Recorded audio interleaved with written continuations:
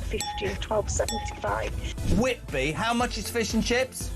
3 of us, fish, chips, peas, I think one of us carry sauce, 3 cans of pop, just short of 70 quid. £70? That's 23 quid a head, man. Even my maths does that. Very quickly, a voice note. Campbell in Scotland, go.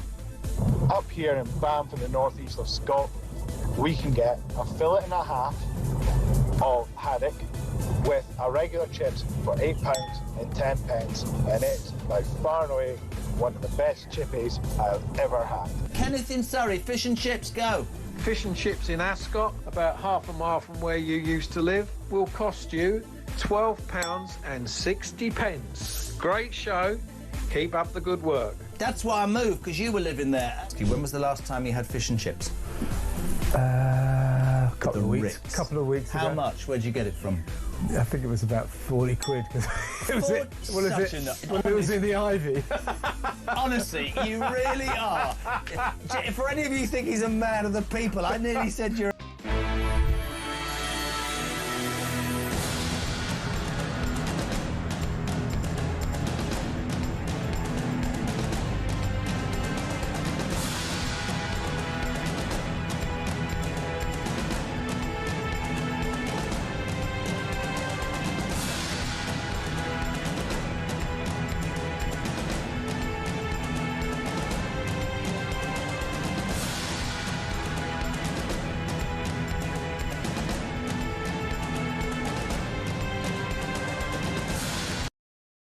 Across the UK, on DAB+, on your smart speaker, on your smart TV, and on your side.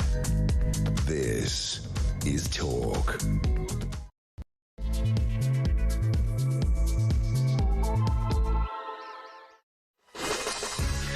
Well, good morning to you. It's 3 minutes past 6, and it is, of course, Good Friday. Now, some people think Good Friday is a public holiday. Some people won't be going to work. Some people will be having a lie-in. Some people even told me yesterday they won't be waking up in time for the show because they're not actually going to work. Well, I've got some news for you, ladies and gentlemen, of Great Britain.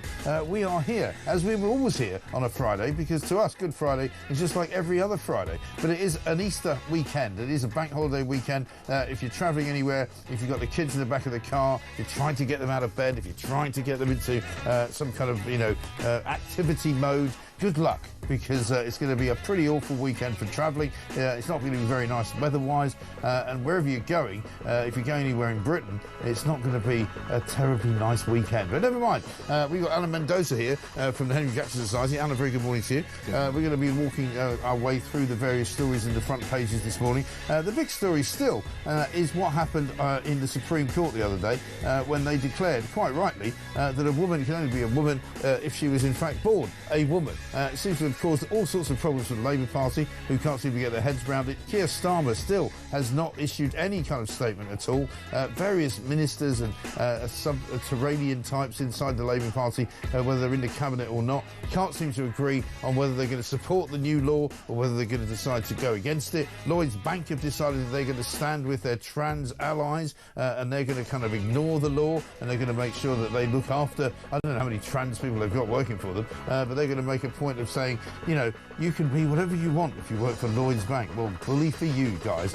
Also, we're going to be talking about Reform, who are planning to make Nigel Farage the next Prime Minister. We're also going to be talking about Dignitas. A woman is being questioned by the police because she took her husband to Dignitas in Switzerland to assist him in dying, because that's what he wanted to do. She's now facing some kind of prosecution. We've got a no-fly zone over Sandringham. That's one story to talk about over the Easter weekend. And, of course, the big story as well in Birmingham. The bin strike may go on until Christmas. And at the moment, not only are there, thousands of tons of rubbish on the streets, the seagulls are now taking on the rats as to who can actually enjoy the food the best. Which doesn't sound great, does it? 0344 499 1000. Migrants have hit the magic number of over 9,000 this year so far, which is absolutely extraordinary. And also, Donald Trump has done a deal for minerals in Ukraine. We'll be talking about that as well. This is Morning Glory. It's 5 minutes past 6. Let us get it on.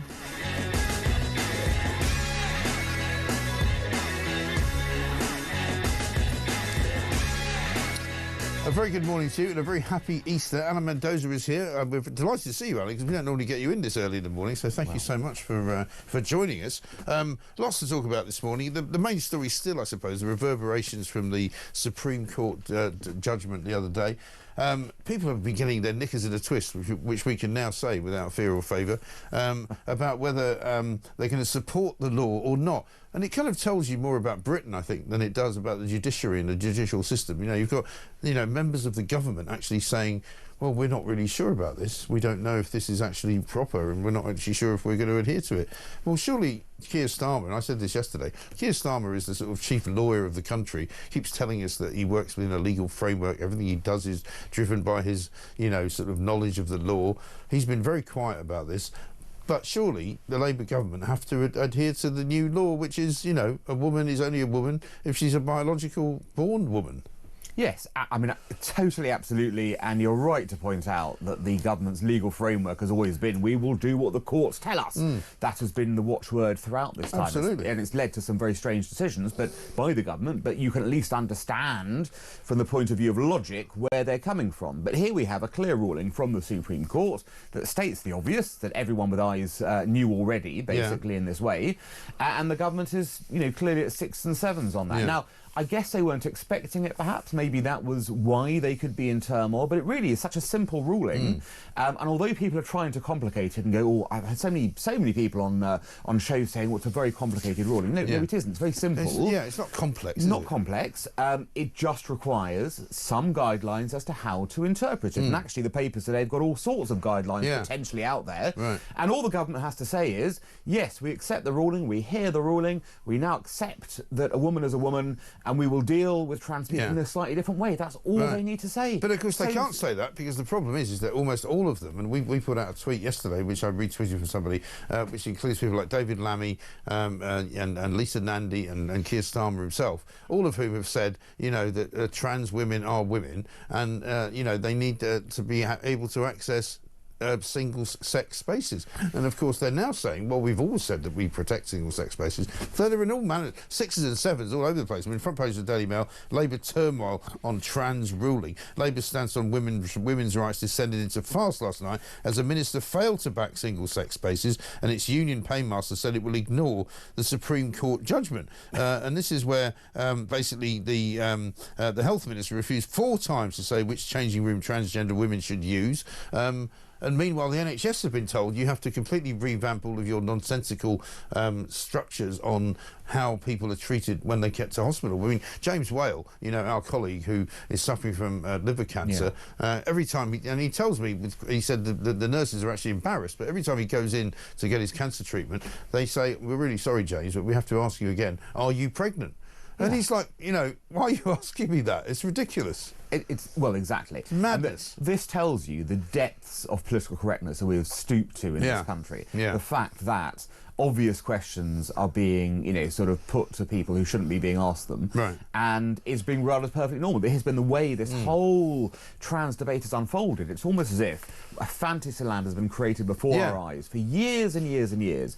Anyone with eyes, anyone with a brain knew the answer to this question. They all knew it. And we were being told, weren't we, all the way along, that we were wrong, it was nonsense, and that this other fantasy land has been created. And it took a simple ruling in law to strip that away. That is shameful. It is. For this country. It's shameful that we have stooped to this level. And also the activist types who have been asking for special rights for trans people were all over the media yesterday sort of saying, this should not be an excuse for people to bully trans people. Nobody's interested in bullying. Nobody's bullying trans people. We're simply saying that women have a right to be women. They have a right to have their own access to changing rooms, and a right to their access to their own toilets, the right to have access to prisons, heaven forbid. The idea, people say, in 20 years' time, if you look back on this time that we were living in, and you put a male rapist into a female prison, what on earth were you thinking? I mean, it just doesn't make any sense. it only makes sense in, you know, if you're following ideology as your guiding star, basically. If you're doing that rather than common sense, then it makes perfect sense. Yeah. Because it has always been about ideology, not about really, you know, rights of people. You could have easily found another way, couldn't you, to accommodate people who wish to change whatever they are about themselves. No one's saying here that people haven't, you know, don't have rights to do that. Good luck to you. You know, you want to change yourself, fine. We live in, you know, we have personal freedoms in this country. Yes. But the difference here is that for a long time, we conflated those personal rights with the collective need to conform to an ideology. Yeah. That's been torn up by this judgment, and, you know, common sense has prevailed again. And now the simple way is we find a way to accommodate those people who have changed themselves and go, right, no one's going to discriminate against you, no one's going to bully you. You'll be able to use, as some of the papers say today, third space. A third space, that's what the Times are saying, So it's so simple. It should have, and, you know, when we're talking about sports, for example, you're competing in third sports categories. Fine. End of story. This is such a simple solution. It was all the way to solution on the way. Does it not also, though, give the lie to the fact that some of these trans activists are not about actually having their own space to work in? They don't want their own space. They want to invade women's spaces. And that's what they're all about. Yes, correct. Absolutely. And that's the problem. And that's always been the problem. That's been the problem. Yeah. And look, let's just zoom back for a second. How many people does this affect, Mike? Yeah. How many? Is it billions of people around the world who are in this? I've never seen, in my time, I've never seen one tiny segment issue which affects such a small number of people achieving the prominence that it has done. That's another sign of the psychosis that's been going exactly on. right. I mean, this tiny issue has been magnified into a global prominent point. It's madness. Yeah, it really is. I mean, I said, you know, sort of, you know, off the cuff yesterday, you know, I don't know anybody in my street who's trans. You know, I don't meet people on the train who come up to me and go, I need a safe space. I don't know anyone. I don't personally know anyone who is trans. Who has kind of, you know... Well, that's because you've got a very bigoted set of friends. Well, presumably, yeah. Obviously. But I'm talking about just walking around and walking into bars, walking into restaurants. You know, I don't see trans people all around me. Correct. It's not as if there's, you know, some kind of massive movement of people that need to be catered for. And I just think, you know, even this third spaces thing is kind of bizarre. Businesses and public bodies may need to provide neutral third spaces. Well, why? Actually, you know, I'm just going to ask the question. You know, what's the big deal? Well, I don't mind a third space. Yeah, but well, how about a fourth space for people who, you know, want to hop on one leg? Or you know, I imagine they'll fit in the third space as well. Well, why should they fit in the third space? There might need to be a space made for everybody, and that you start to open up the door for people who say, well, I don't like the way the world is. I don't agree with the binary suggestion of either being male or female. I need to have my own place to go. Well, fine, but you know, why should we pay money to provide it for you? Make your own space. I don't know. Well, one could make that argument, but I think, you know, from the very simple base of being inclusive here, no one's suggesting... I don't care about being inclusive. Well, I'm sorry. OK, I mean, I know that's not very fashionable. No, I hear you on that stage, but I think... I know it's not fashionable, but I think, you know, on this point, you know, there's no harm in making people feel like they, you know, belong. I mean, if I go to the pub, for example, everybody stands around the bar and they ask for a drink and they get given a drink. Are you suggesting that we should have it all segmented so that people who are, you know, non-binary can go over there for a drink, other people who are male or female go over there? That's not an issue where we're looking at the privacy of, say, going to the toilet. It's a slightly different point. I think we're talking about very exceptional things here, like changing rooms and, you know, places where you are essentially in an intimate space. No, but let's talk about toilets. I mean, the pub I was in yesterday, for example, you know, you go downstairs, there's a male toilet and there's a female toilet. There isn't really a room to make a third space. There isn't a room for it. So what do you do then? So I was going to say on that, if you know, physically there's no room, well, that's a different story. I don't think people should be compelled into creating things. No, I didn't think there's compulsion in this. I think if you've got a building where it's just not feasible or possible, given the tiny percentages we're talking about, it's madness economically to do this. And then it's up to, you know, people who really feel they need to use it. They won't frequent that establishment. They'll find a Wetherspoons that does have the space, for example, instead.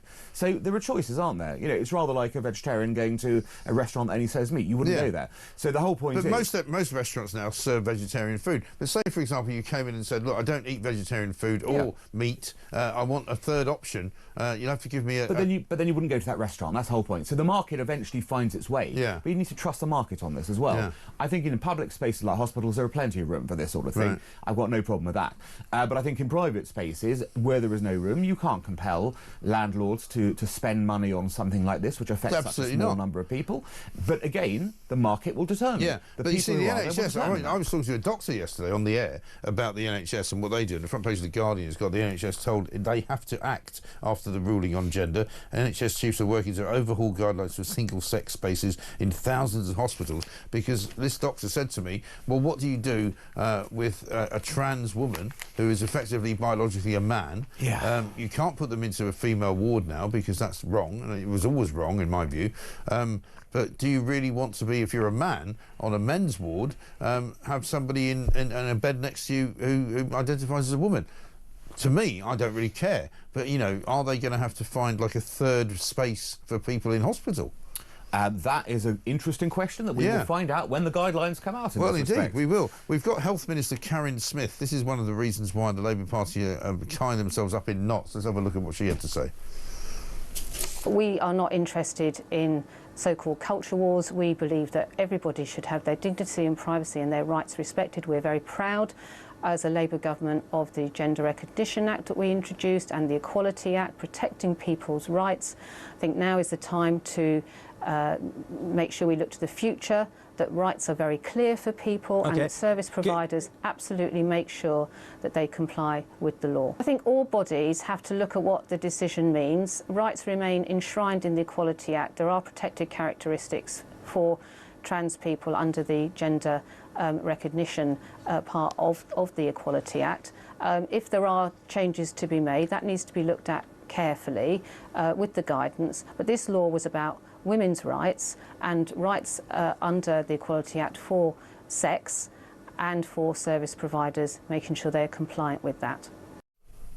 That sounds like a bit of gobbledygook to me, but I mean, it sounds to me as though they're not sure what they're going to do. The Labour government, they're not sure that they're going to adhere to the new law, which is why presumably Keir Starmer hasn't said anything. Well, that's the interesting part, isn't it? It's going to be to see how this actually gets implemented now across government, and there'll be legal cases, won't there, Mike? There will be cases where people will suddenly go, because women's rights activists are not going to let this go. They're not going to say suddenly, oh, we've won a theoretical victory in law, but we're going to allow you to continue discriminating against us. Yes. They're going to say, if this is not being implemented, we are going to take X to court to do this. And I suspect we'll have to see one or two of those cases to see how the law is interpreted to then get to that settled position. Yes. And again, you'll get all of these trans activists complaining that, you know, they're now at risk of somehow being harassed in what they do, which has never been the case as far as I'm aware. And the only harassment I've ever seen has come from trans activists who have held sort of rallies and have marched around saying, you know, we demand the right to enter women's spaces. That seems to be the only kind of, you know, radical activity that I've seen. Yeah, and I think this actually comes to the sort of general acceptance of the British public. You know, what's remarkable is how simply people have just accepted this as being part and parcel of life, as it were. No one's gone on marches against trans people and said this, you know, in that sort of way. It doesn't happen. The reality is that everyone's quite accepting that, you know, with personal freedoms in this regard, we're happy to do that, but those are not being reciprocated on either side because there is an agenda there, a political, ideological agenda. Absolutely. And most of the people that I've spoken to who have rung into this show over the course of the last couple of days have mostly said, look, we don't really mind about anything, but what we don't want is to have, you know, stuff shoved down our throats and things sort of thrown in our faces, but we're very tolerant of anybody who wants to live a life however they wish to live it, and that's exactly how it should be. This from Bill in Cheshire on the High Court ruling. Labour will do what they always do, i.e. do nothing and ignore it or try to challenge it. Remember Brexit? They ignored it from day one, and ever since. Reality means nothing to them. Dogma is everything. Exactly right. And Lisa says, why can't trans people use the disabled toilets? Well, you know, we posed this question yesterday, and people were saying, well, why should they use the disabled toilets when disabled people have got enough problems trying to use their own toilets? You know, it becomes a more complicated issue, not because the law is complicated or the decision to say women are women is complicated, but because of these bloody trans activists. Well, that's the thing, and I don't even think these trans activists represent, you know, most trans people either. Most of whom are probably quite happy getting on with their lives and not interested in political argy-bargy in this sort of way. But that's why it comes down to some people have this ideological drive behind them. It's about, you know, it is about a culture war. It is about transforming society as far as they're concerned, as well as themselves. And that is part and parcel of the problem. And I think, you know, we've got to, you know, the whole trans movement probably needs to be, you know, assessed very carefully to separate sensible people from the extremists. Nutters, as I like to call them. Yes, exactly. And that is where we should be going going here as well. I mean, I think the one thing that should come from this is now an investigation into this movement and seeing who is pushing the extreme side of it. And exactly who is funding it. And we'll talk about Lloyd's Bank in a minute. Alan Mendoza is here from the Henry Jackson Society. It's 20 minutes past 6. It is Good Friday, so if you are on holiday, good luck to you. Enjoy yourself and enjoy the day off, but continue to listen to the home of common sense. This is Talk.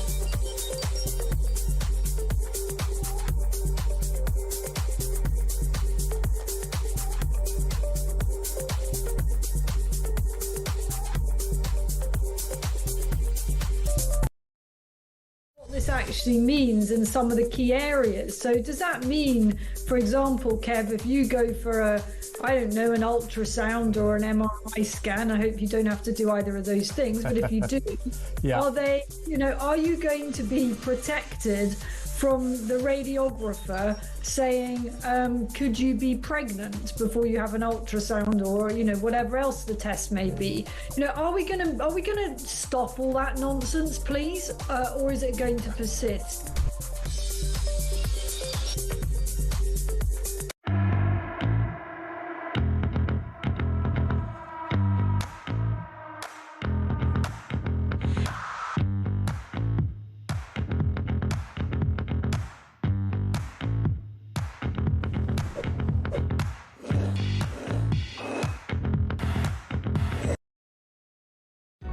Across the UK, on DAB+, on your smart speaker, on your smart TV, and on your side.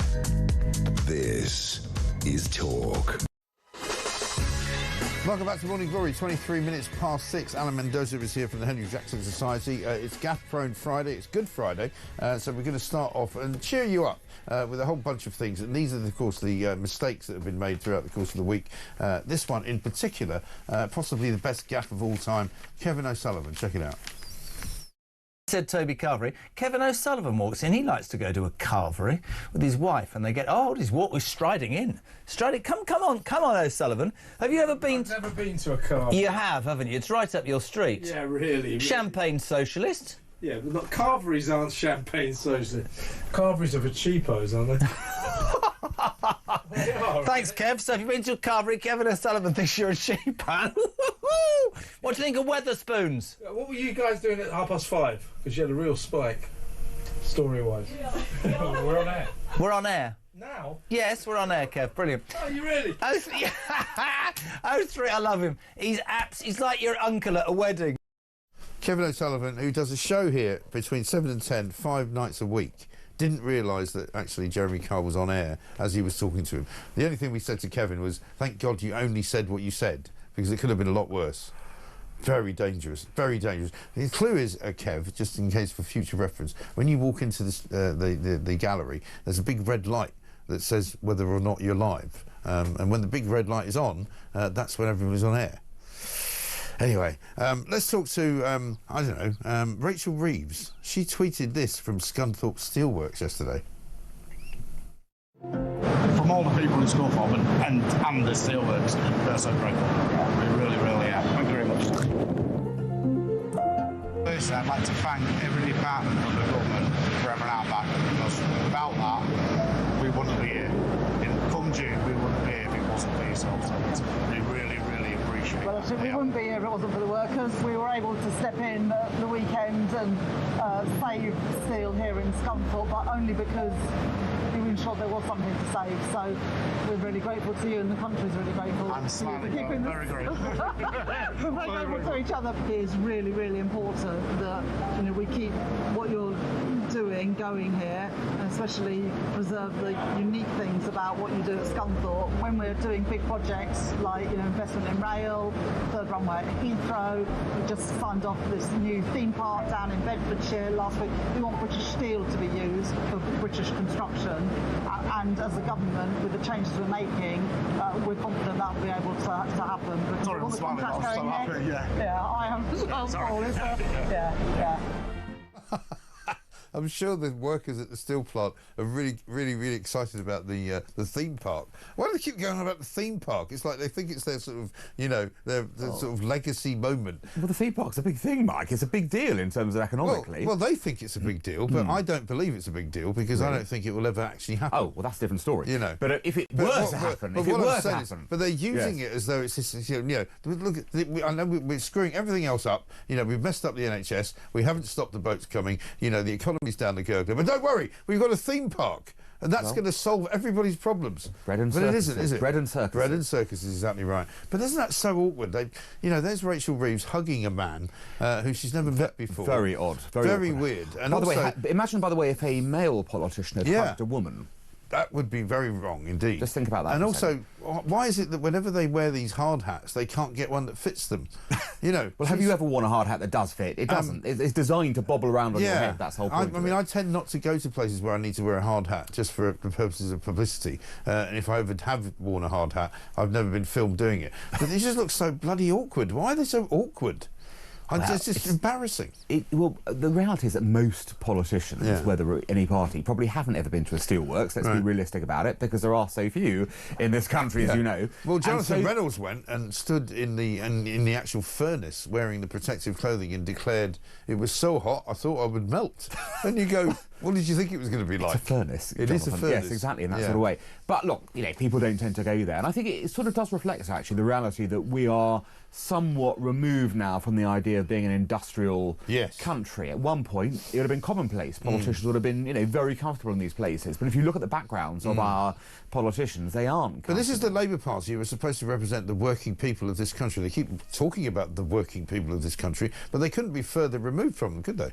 Well, that's the interesting part. If you look at more recent politics, that tag's gone, hasn't it? I mean, you can say from 100 years ago that was a position. I don't think it is a position anymore. Yes. I mean, all parties can claim to be doing that in that sort of way, and the reality is that Labour are perhaps more now a liberal metropolitan elite as opposed to industrial workers. Yeah, I think that's right. I mean, they are as far removed from Scunthorpe steelworkers as anybody in the Tory party has ever been, I think, and that is partly their problem, and that's why, with the local elections coming up in less than 2 weeks' time, I think they're going to get a bit of a rude awakening, particularly from parts of the country which have a lot of white working class people living in it. Well, they may well do, but this speaks to the problem, isn't it, that we have denuded our industrial base here.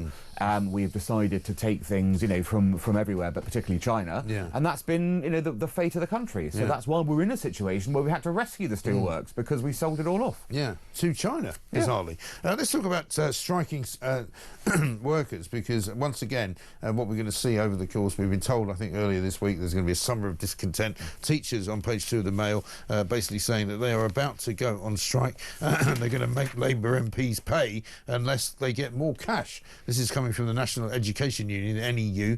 These are the same people who said that they're going to literally campaign against reform, and they're going to raise money to campaign against reform.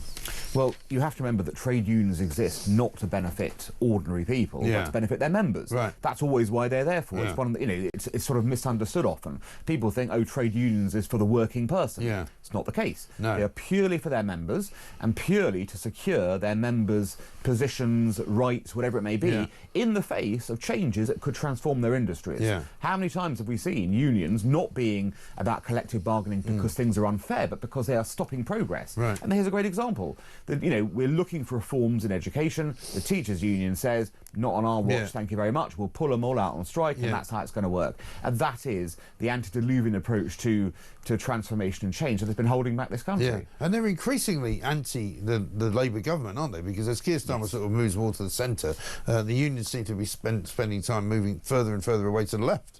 Well, the unions are to the left. Yeah. That's the whole point. The unions have been the leftward pull on the Labour Party. But they're not every pragmatic about it, are they? No. I mean, they're quite shamelessly very, very happy to declare themselves to be Marxists, to declare themselves to be, you know, very much Corbynistas, if you like, and they're not interested in Keir Starmer's kind of, you know, shall we say, cozying up to the middle classes and to the sort of, you know, the Volvo driving, Putney living, you know, new middle class Labour voter.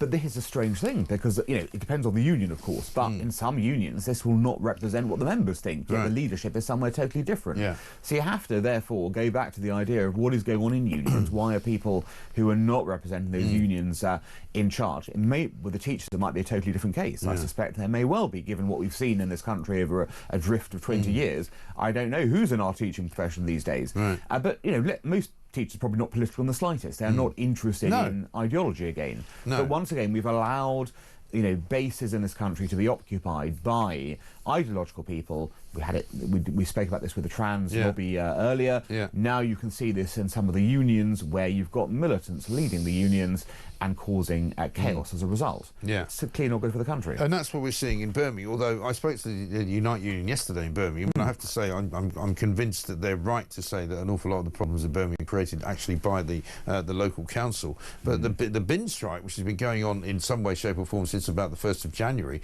actually isn't showing any signs of ending. We spoke to them yesterday and they said, we've been offered another meeting with the Birmingham Council guys, but not until next Wednesday. Because, of course, they're not on holiday, at aren't work. they? They're all on holiday, and they take an extra day after the bank holiday Monday to Tuesday, and suddenly it's Wednesday is the first time they can meet. But basically, they're now saying that the bin strike could last until Christmas, and it could spread to other cities. Well, I mean, what can we say about this? It's again, a national disgrace that you've got this situation in our second city.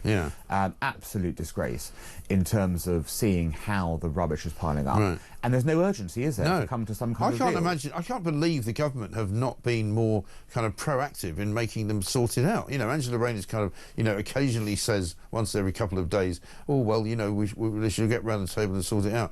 But surely she should be making them finish it, shouldn't she? Well, exactly. I mean, here's the power of central government to say, look, we've got to get bang heads here. This is clearly not acceptable for a large number of people in this country. And it's not good enough to say, oh, we're just washing our hands of it. I can guarantee you, had it been a Tory council where this had been happening, they'd have jumped all over it. Yeah, of course. The fact is that it's a disastrous, bankrupt Labour council, and they want to run away from it in terms of how they are looking at this problem. But of course they should be intervening. Of course they should be trying to, you know, bring the power of national government to say, right, we will help you get to a deal. And your point is correct. You know, obviously the council has a case to answer here as well. It's not simply the union being difficult in this case, although there is a... They've wasted loads of money, haven't they? Exactly. And the bad news is, I suppose, for anybody who's worried about going to Birmingham, is that the rats are not the only problem. It now, according to the front page of the Star, says that seagulls are now kind of sort of hovering, literally, above the dreadful state of the streets, and they're now attacking. They call them psycho seagulls. They're now attacking the rats and trying to get to the food before the rats get to it. It's becoming sort of like a feral nightmare. Yeah, so it's all Mad Max scenario, exactly, right? you know, animals will soon take over the city, and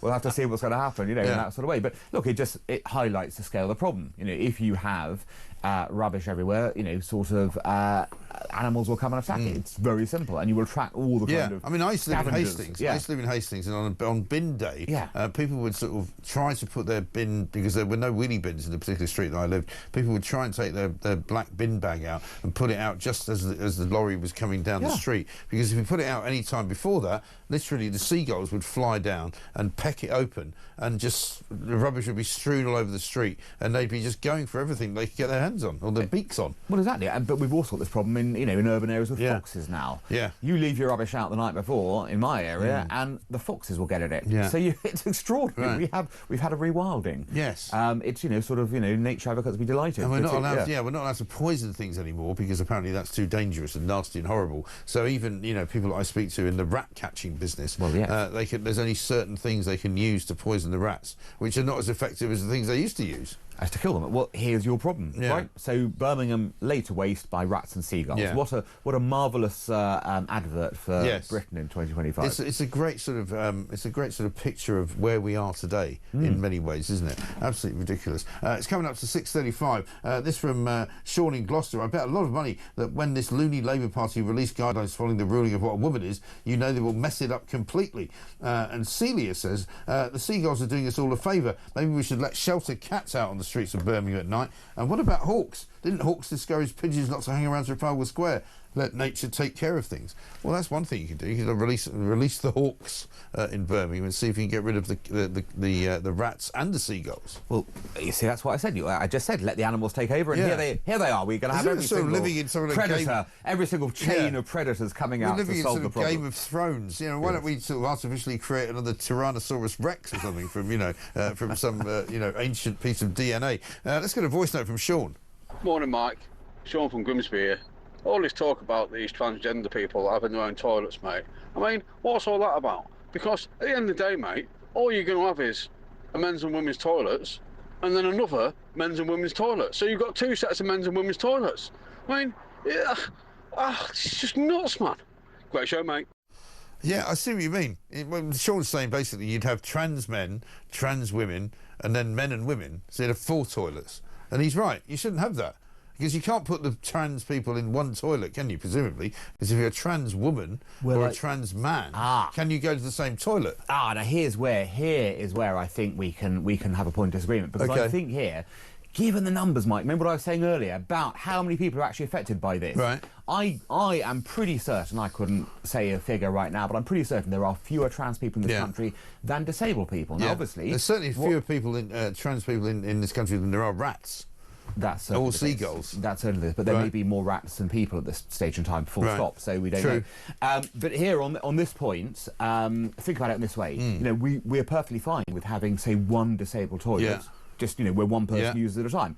That's, I think, what we're talking about here. We're not having armies of trans people. Well, why don't we just not bother them? Just let them use the regular toilet. If you happen to be born a man, use the men's toilet. If you're born a woman, use the women's toilet. And we've come here that I think in private place we shouldn't force people to do it, but in public spaces where there is space, who cares? We've got other rooms already for people, so I don't think it's a problem. Yeah, I don't think it should be a problem, but I think people will get themselves exercised, particularly the trans activists, and say we must have our own space. But we don't want that, actually, even though we're going to campaign for it, because we want to be in your space. It's bloody ridiculous. Absolutely mad. 6:37.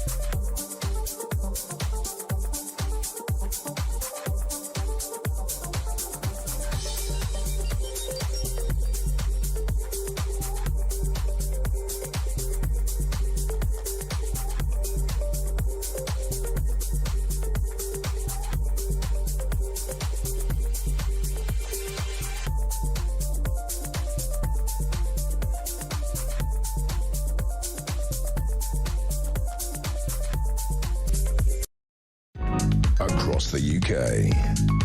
On DAB+, on your smart speaker, on your smart TV, and on your side. This is Talk. Welcome back to Morning Glory. It's 6:40, and Alan Mendoza, we're very delighted to see you, Alan, because we very rarely see you at this time of the morning, so thank you very much for coming in so early. It is Good Friday, of course. If you are planning on travelling anywhere, the usual rules apply. It will probably be quite busy on the roads. It will certainly be busy on the railways, and no doubt there'll be some sort of strike going on at some point or other, which will hinder your ability to get where you want to go. There was some suggestion there might be a strike at Gatwick, actually, this weekend, but I haven't heard any more on that. We'll check that out before we go any further. Just before we talk about some international matters, we should mention the fact that Giorgia Meloni, the Italian Prime Minister, visited the White House yesterday and seemed to get on terribly well with the 49th President of the United States of America. Let's have a look at her talking about making the West great again. When I speak about West, mainly I don't speak about a geographical space. I speak about a civilization. And I want to make that civilization stronger. So I think even if we have some problems, okay, between the two shores of the Atlantic, it is the time that we try to sit down and find solutions. So I want to thank President Trump for having accepted an invitation to pay an official visit to Rome in the near future, and consider the possibility in that occasion to meet also with Europe. The goal for me is to make the West great again. Okay? And I think we can do it together. We can. And Donald Trump seemed to be very interested in Giorgia Meloni and very keen on her being a bridge between the European Union and America, which of course is what Keir Starmer was meant to be doing. Well, I think, Giorgia Meloni may have one advantage over Keir Starmer. Just an obvious one, yes, when it comes to charming, the 78-year-old president in that sort of way. But I think, look, realistically, look at what she's saying. I mean, that's music to his ears. Yeah. This conversation about the West being under threat. Yeah. These are the things that he's been saying as well, absolutely, basically. People around have been saying. And so, she is chiming with him. Now, I'm not going to take anything away from Keir Starmer. I think he's played it very well, actually, for the UK. But, here she is. She's gone there. He was playing it well, but now he's on holiday. There was a meeting yesterday in Macron's office in Paris, I think, of European leaders talking about Ukraine. Giorgia Meloni's in America talking to Donald Trump about, the EU and what Europe can do for America. And he's kind of on the missing list, isn't he? Well, he's got to have a holiday sometime, Mike. Yeah, but you can't. Sorry, I don't think you can. I mean, he's Prime Minister. Well, you can't really have a holiday. I think that, we've got enough capabilities here to deal with this situation. He can be on holiday in this respect. But I think the key to this, looking at this going forwards, is that Meloni has stolen a march from everyone here. She has shown herself perhaps to be his favourite European leader, which will bestow its own sort of advantages down the line. I'm sure they'll be looking at some kind of, way to leverage that. Yeah. I think what's clever, though, is that she's also brought the EU into it. So I think she's done everyone a big favour in the EU. Some people who are a lot more abrasive towards Trump, she's going to be, if you like, the way to unlock him, perhaps, to get that trade deal that they're looking for. Because, I mean, we were hearing yesterday that Ursula von der Leyen, who's supposedly the sort of the person that he should be dealing with from the EU, he's not taking her phone calls. She's apparently tried to get in touch with Trump, and he's basically not answering the phone. So he'd rather use Giorgia Meloni, who's not, I would say, I think she's brilliant, but doesn't represent really the mainstream view of the EU,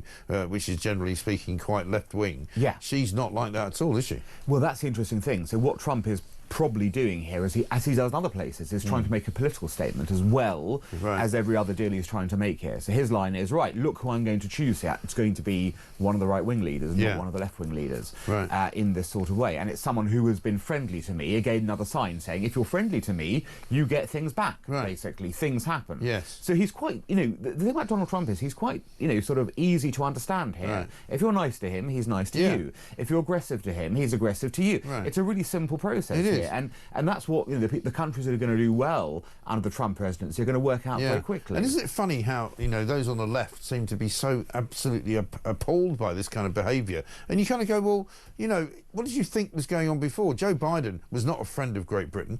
He deliberately, sort of rode Britain out of all sorts of conversations that he had with Ireland or he had with the European Union. With his faux sort of Irish background and all the rest of it. And suddenly here we have a relatively friendly US president and they hate it. They hate the idea that, you know, he is, you know, what they call a narcissist and somebody who just operates on the basis of whether you're good to him or not good to him. And I think there's nothing wrong with that. I mean, front page of the Times today, we've got President Trump warning that substantial tariffs will remain on US imports, dealing a blow to British hopes of securing a total exemption for American duty. And my worry, again, is that Jonathan Reynolds, you know, the fake solicitor who's now running British Steel in addition to everything else that he's doing, is the main kind of negotiator for British business. I don't think that's a great thing.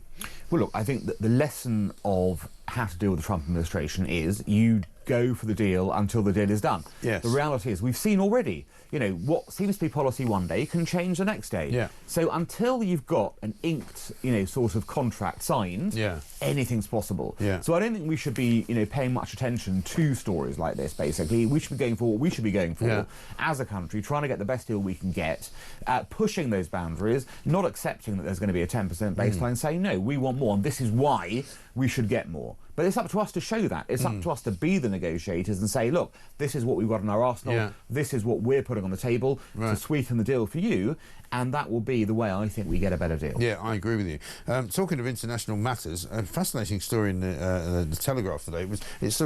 We mentioned it briefly yesterday. It was on the front of the I newspaper, where basically it said that military installations and places for MOD sort of offices to work were banning the use of electric vehicles anywhere within sort of 2 miles of the buildings that they were operating in. It says now here, electric cars pose a potential threat to national security. This is according to a report by the Defence Science and Technology Laboratory. They say that concerns about Beijing basically could effectively eavesdrop on conversations in the vehicles. So I mean, I said this yesterday. Surely that means we should ban them from entering the sort of centre of London, shouldn't we? Absolutely. I mean, this is yet another example of China as a security threat to the UK, which the government is determined to avoid saying. You know, it's shameful again because it's so obvious that we have manifest examples of Chinese technology being used for these purposes, whether it is, you know, TikTok or these EVs or whatever it might be, and we can't, you know, sit back and allow this to happen. We've seen that there are economic threats, i.e. with the British Steel situation. We've seen the supply problem in terms of China dominating supply of critical national infrastructure in this country. We now see everyday possibilities of this, and the reminder is very clear, just to concentrate everyone's minds.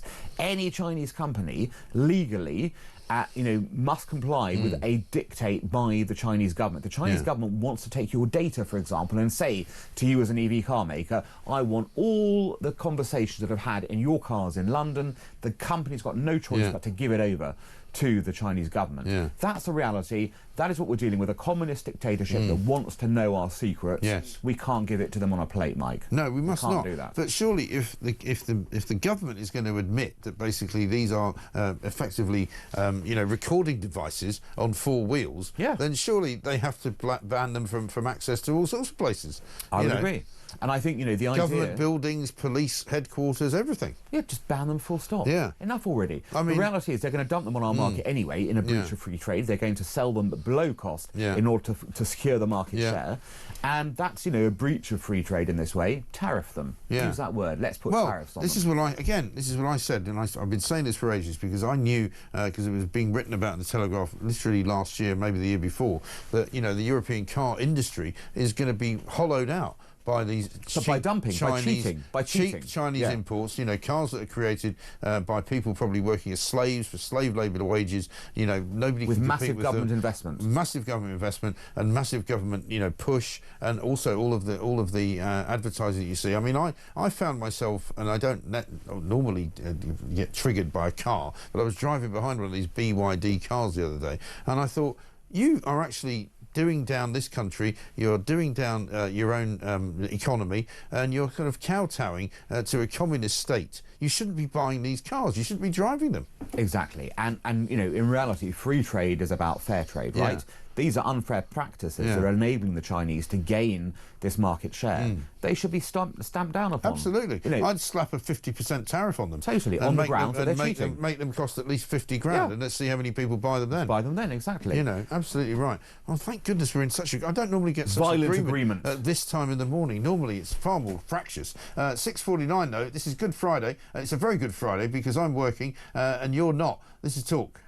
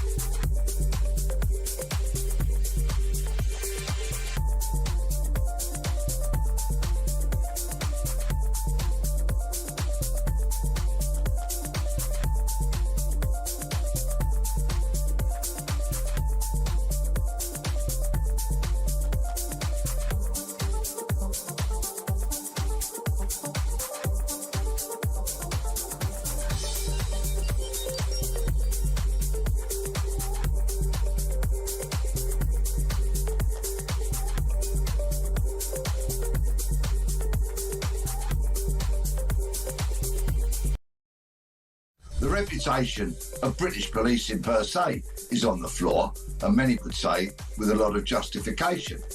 To then organise some childish kind of Easter egg hunt, the sort of thing you do for primary school kids in your back garden, but you do it in a Metropolitan Police building which houses counter-terrorism police and other specialisms, is just beyond compare. Haven't they actually got some crime they could be investigating instead?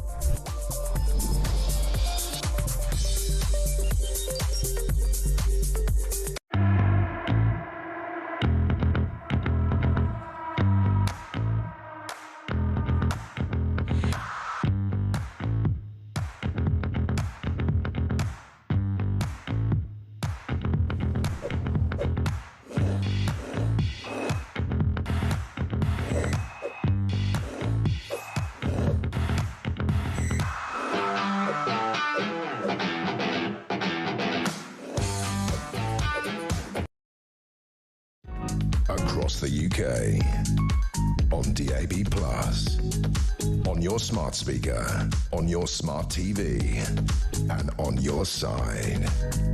This is Talk. Welcome back to Morning Glory, 6:52. Alan Mendoza's here with us from the Henry Jackson Society. We're running through a bunch of stories here on the front pages of the papers and elsewhere.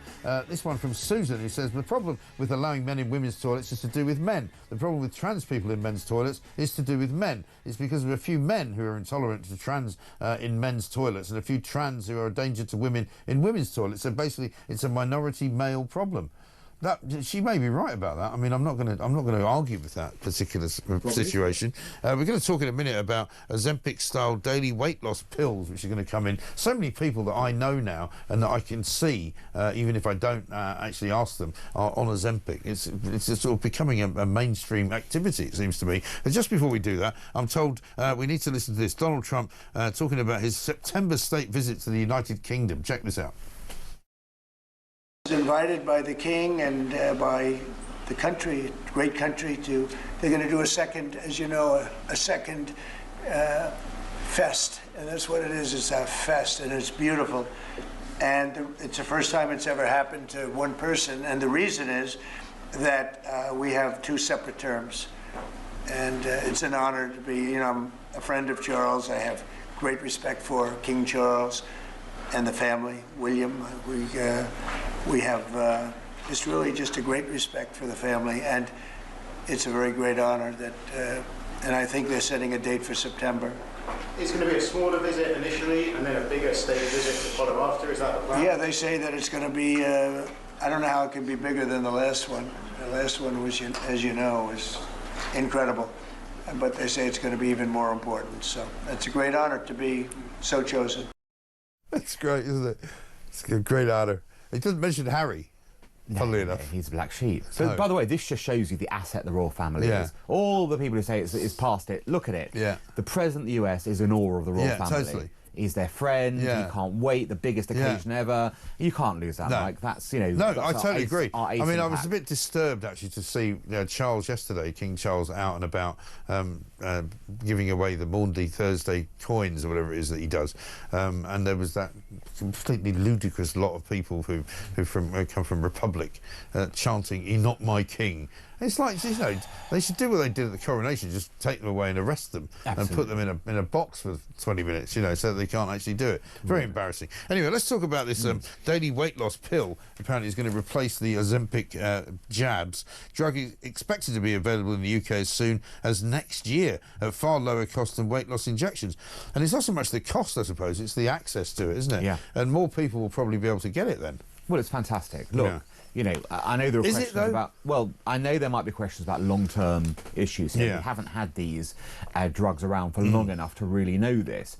But on the face of it, a drug that is able to help you lose weight, a significant amount of weight, is a tremendous boon for things like diabetes, obviously, but also for many other problems, cardiology problems, health, perhaps even Alzheimer's. But is it something, I mean, the age-old question is it something that we should allow the NHS to hand out for free? Because then it starts to impact on the cost of everything that we do. But but the cost of prevention is so much cheaper than the cost of treatment. They say that. They do say that, and yet absolutely is. I get that that's probably true. However, we don't see the NHS budget reducing as a result of all the preventative measures that they take. But that's a different story. That's down to politicians to say, right, you are now more effective, rather than doing this, that, and the other. We're going to cut the budgets here because you are now you're doing prevention. If, for example, the health minister comes out and says, if we give these people this weight loss pill, we will be able to save 10 billion off the NHS budget, then let's see the 10 billion going somewhere else.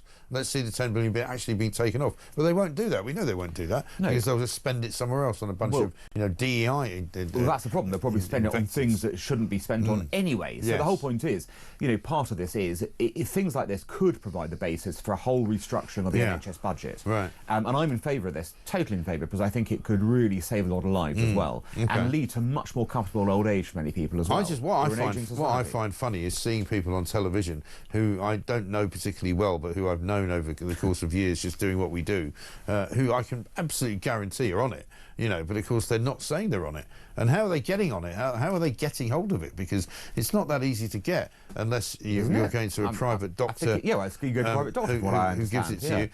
But it's not that easy to get through the NHS, though. No, you can't get it very easily through the NHS because it is quite expensive. That's the reality. Yeah. The point about these pills, I think, is that cost reduces tremendously, or the theory at least is that that'll happen, and that'll be a different story entirely. But I'd imagine, the people in the TV industry may well have more disposable income to spend. Very possibly so, but not necessarily for much longer. Page 3 of the Daily Mail, we're going to do this. British men now do so much more housework than their grandfathers do. In the past, when they were asked, men who never helped with the housework, in 1947, 24% said they never helped with the housework. Nowadays, it's 4%. Children having to do homework, 21%. And now, in 2024, it's 68%. Attitudes are totally different on women who'd rather have a man's life, for example. 37% in 1947. Nowadays, 9%. Struggling to get up in the morning, 42%. Remains about the same, funnily enough. So are you somebody who does housework at home? Yeah, of course, everyone. I mean, I'm not going to say whether you do, but of course you throw your weight in here. I think it's totally unsurprising that we do more housework as men today than our fathers and grandfathers. It's a different world to what they were living in. Societal values have changed, and what we do at home is just obvious. And raising children as well, and spending time with children. I mean, my father, funnily enough, when I was born, I know my parents used to tell me my father wasn't allowed into the hospital. And in fact, I was born sort of outside of visiting hours, and so the first sight he had of me was of my mother holding me up at the window of the hospital, and he was sort of in the grounds waving at me, and apparently he wasn't allowed into the building. And nowadays, of course, most men are at the birth of their child. It's a given. And it's also that, look, the biggest shift in this, of course, has been in women's employment. You know, in our grandfather's time, women just were not in employment in the same way. A woman's place was in the home, essentially. Yes. That's all changed. Of course it's changed, rightly so. So from this perspective, if everyone's working, everyone's chipping in with the housework as well. Yeah. Obvious. Absolutely right. So if you're at home this weekend as a man, are you doing the housework? Are you doing the chores? Are you giving the wife a bit of an easy morning? Are you giving her the day off? Are you giving her time to actually have a lie-in? We'll hear from you all the way through the course of the show today. Alan Mendoza, great to see you. Thank you very much indeed. Have a great weekend. This is Morning Glory. We'll see you after the news.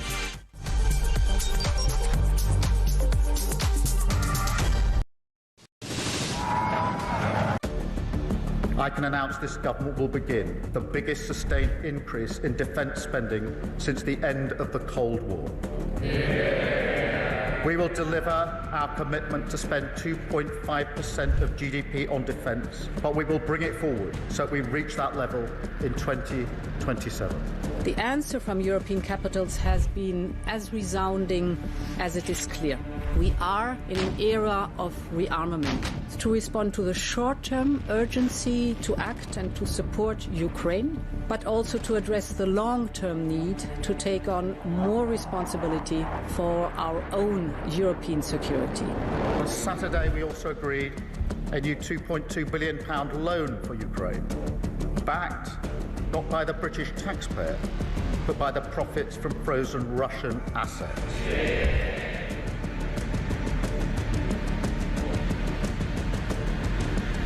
It is my pleasure to bring from His Majesty the King, a letter. He sends his best wishes and his regards, of course, but he also asked me to bear this letter and bring it to you. So can I present the letter from the King to Thank you very much. Am I supposed to read it right now? Yeah, please do. I will do. I've got to tell him what your reaction is, so I need to know. I need to know. He is a great gentleman. A great, great gentleman. He said he thinks the war's going to go on for a long time, and he better not be right. Well, I just think he should be more appreciative, because this country has stuck with them through thick and thin. We've given them much more than Europe, and Europe should have given more than us, because as you know, that's right there, that's the border. What kind of diplomacy, JD, you are speaking about? What do you mean? I'm talking about the kind of diplomacy that's going to end the destruction of your country. Yes, but if you are Mr. not President, strong... Mr. President, with respect, I think it's disrespectful for you to come into the Oval Office and try to litigate this in front of the American media. You're gambling with the lives of millions of people. You're gambling with World War III. You're gambling with World War III.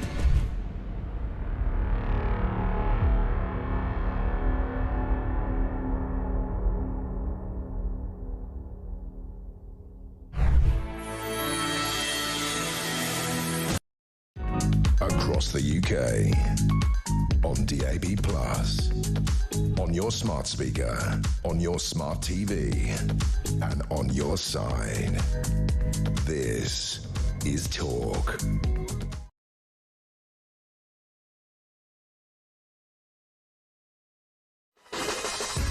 Welcome back to Morning Glory. It's coming up to 7 It is Good Friday. We are into the holiday weekend. As you just heard on the news there, it's going to be a little bit tricky travelling around today.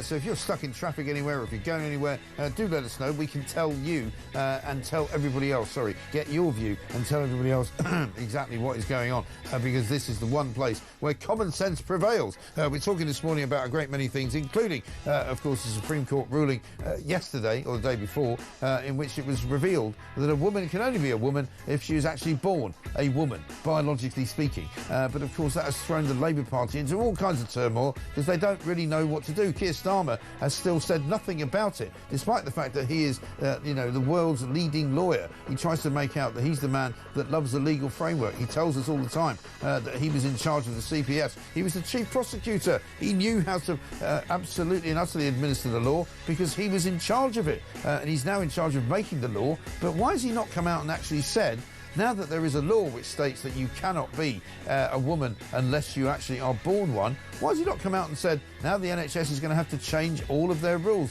now the civil service is going to have to do away with all their pronouns at the end of emails, now the Metropolitan Police and every other police force in the land is going to have to actually stop discriminating against women and pretending that trans women are actually women, because they're not. Let's get a voice note from Darren. Morning, Mike. Darren from Suffolk. Up bright and early just to listen to Mike Graham. Common sense. Just take the badge off the disabled toilet and put a new one with a disabled person and a trans person. Happy days.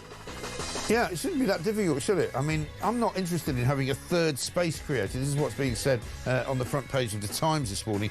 Third spaces could be needed for trans people. The Equalities Watchdog has apparently been inundated with calls about the definition of a woman after the ruling by the Supreme Court. I don't know why people are getting their knickers in a twist.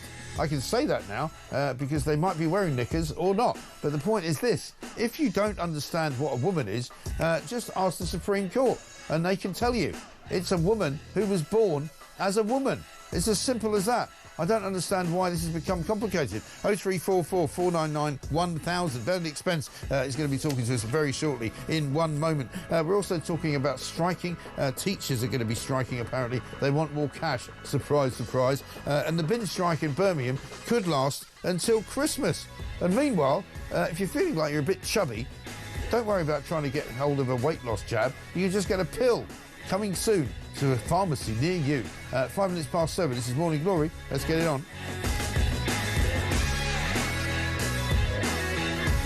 Welcome back to Morning Glory. It is 5 minutes past 7. Margaret in Yorkshire says this: if someone wants to live their life under a different identity than they were born, that is their choice, but we do not have to change our way of life to fit in with them. I think you said it for everybody. And Warwick from Devon says, morning Mike, just wish to state that your show is well worth getting up for every weekday, including Good Friday. Mike, as Harry Houdini, brackets Keir Starmer, won't be wishing you a happy Easter, I will. Actually, I must say that even I was quite surprised to see that late yesterday, old Harry Houdini, as you call him, Sir Keir Starmer, Keith Starlin, as he's known on this show, actually did wish everybody in Britain a happy Easter. But you know what he didn't do? He didn't do what he normally does, which is put out one of those ridiculously, overinflated videos with the stupid, 1970s German porn music behind it, to wish everybody a happy Easter, fixing the foundation, this is what we're doing for you. No, he just put a tweet out which was not accompanied by a video. So that tells you that it was a sort of second division message, because, of course, when he did the Sikh message, he showed that Downing Street had been completely taken over and redecorated in Sikh colours and flowers and all the rest of it. And when he did the Happy Eid and Eid Mubarak and all that sort of stuff, and Happy Ramadan, that was all with videos and, and all singing, all dancing video scenario, but not for Easter, I'm afraid. So you can't get away with it, mate. I'm sorry about that. Let's talk to Benedict Spence, political commentator, on this very Good Friday. Benedict, very good morning to you, sir. Good morning, Mike. How are you? I mean, I'm very well. Only the Labour Party could take a law which has been clarified. It hasn't even really been made. It's just been clarified by the Supreme Court, and find it to be complicated and find reasons to be confused about it.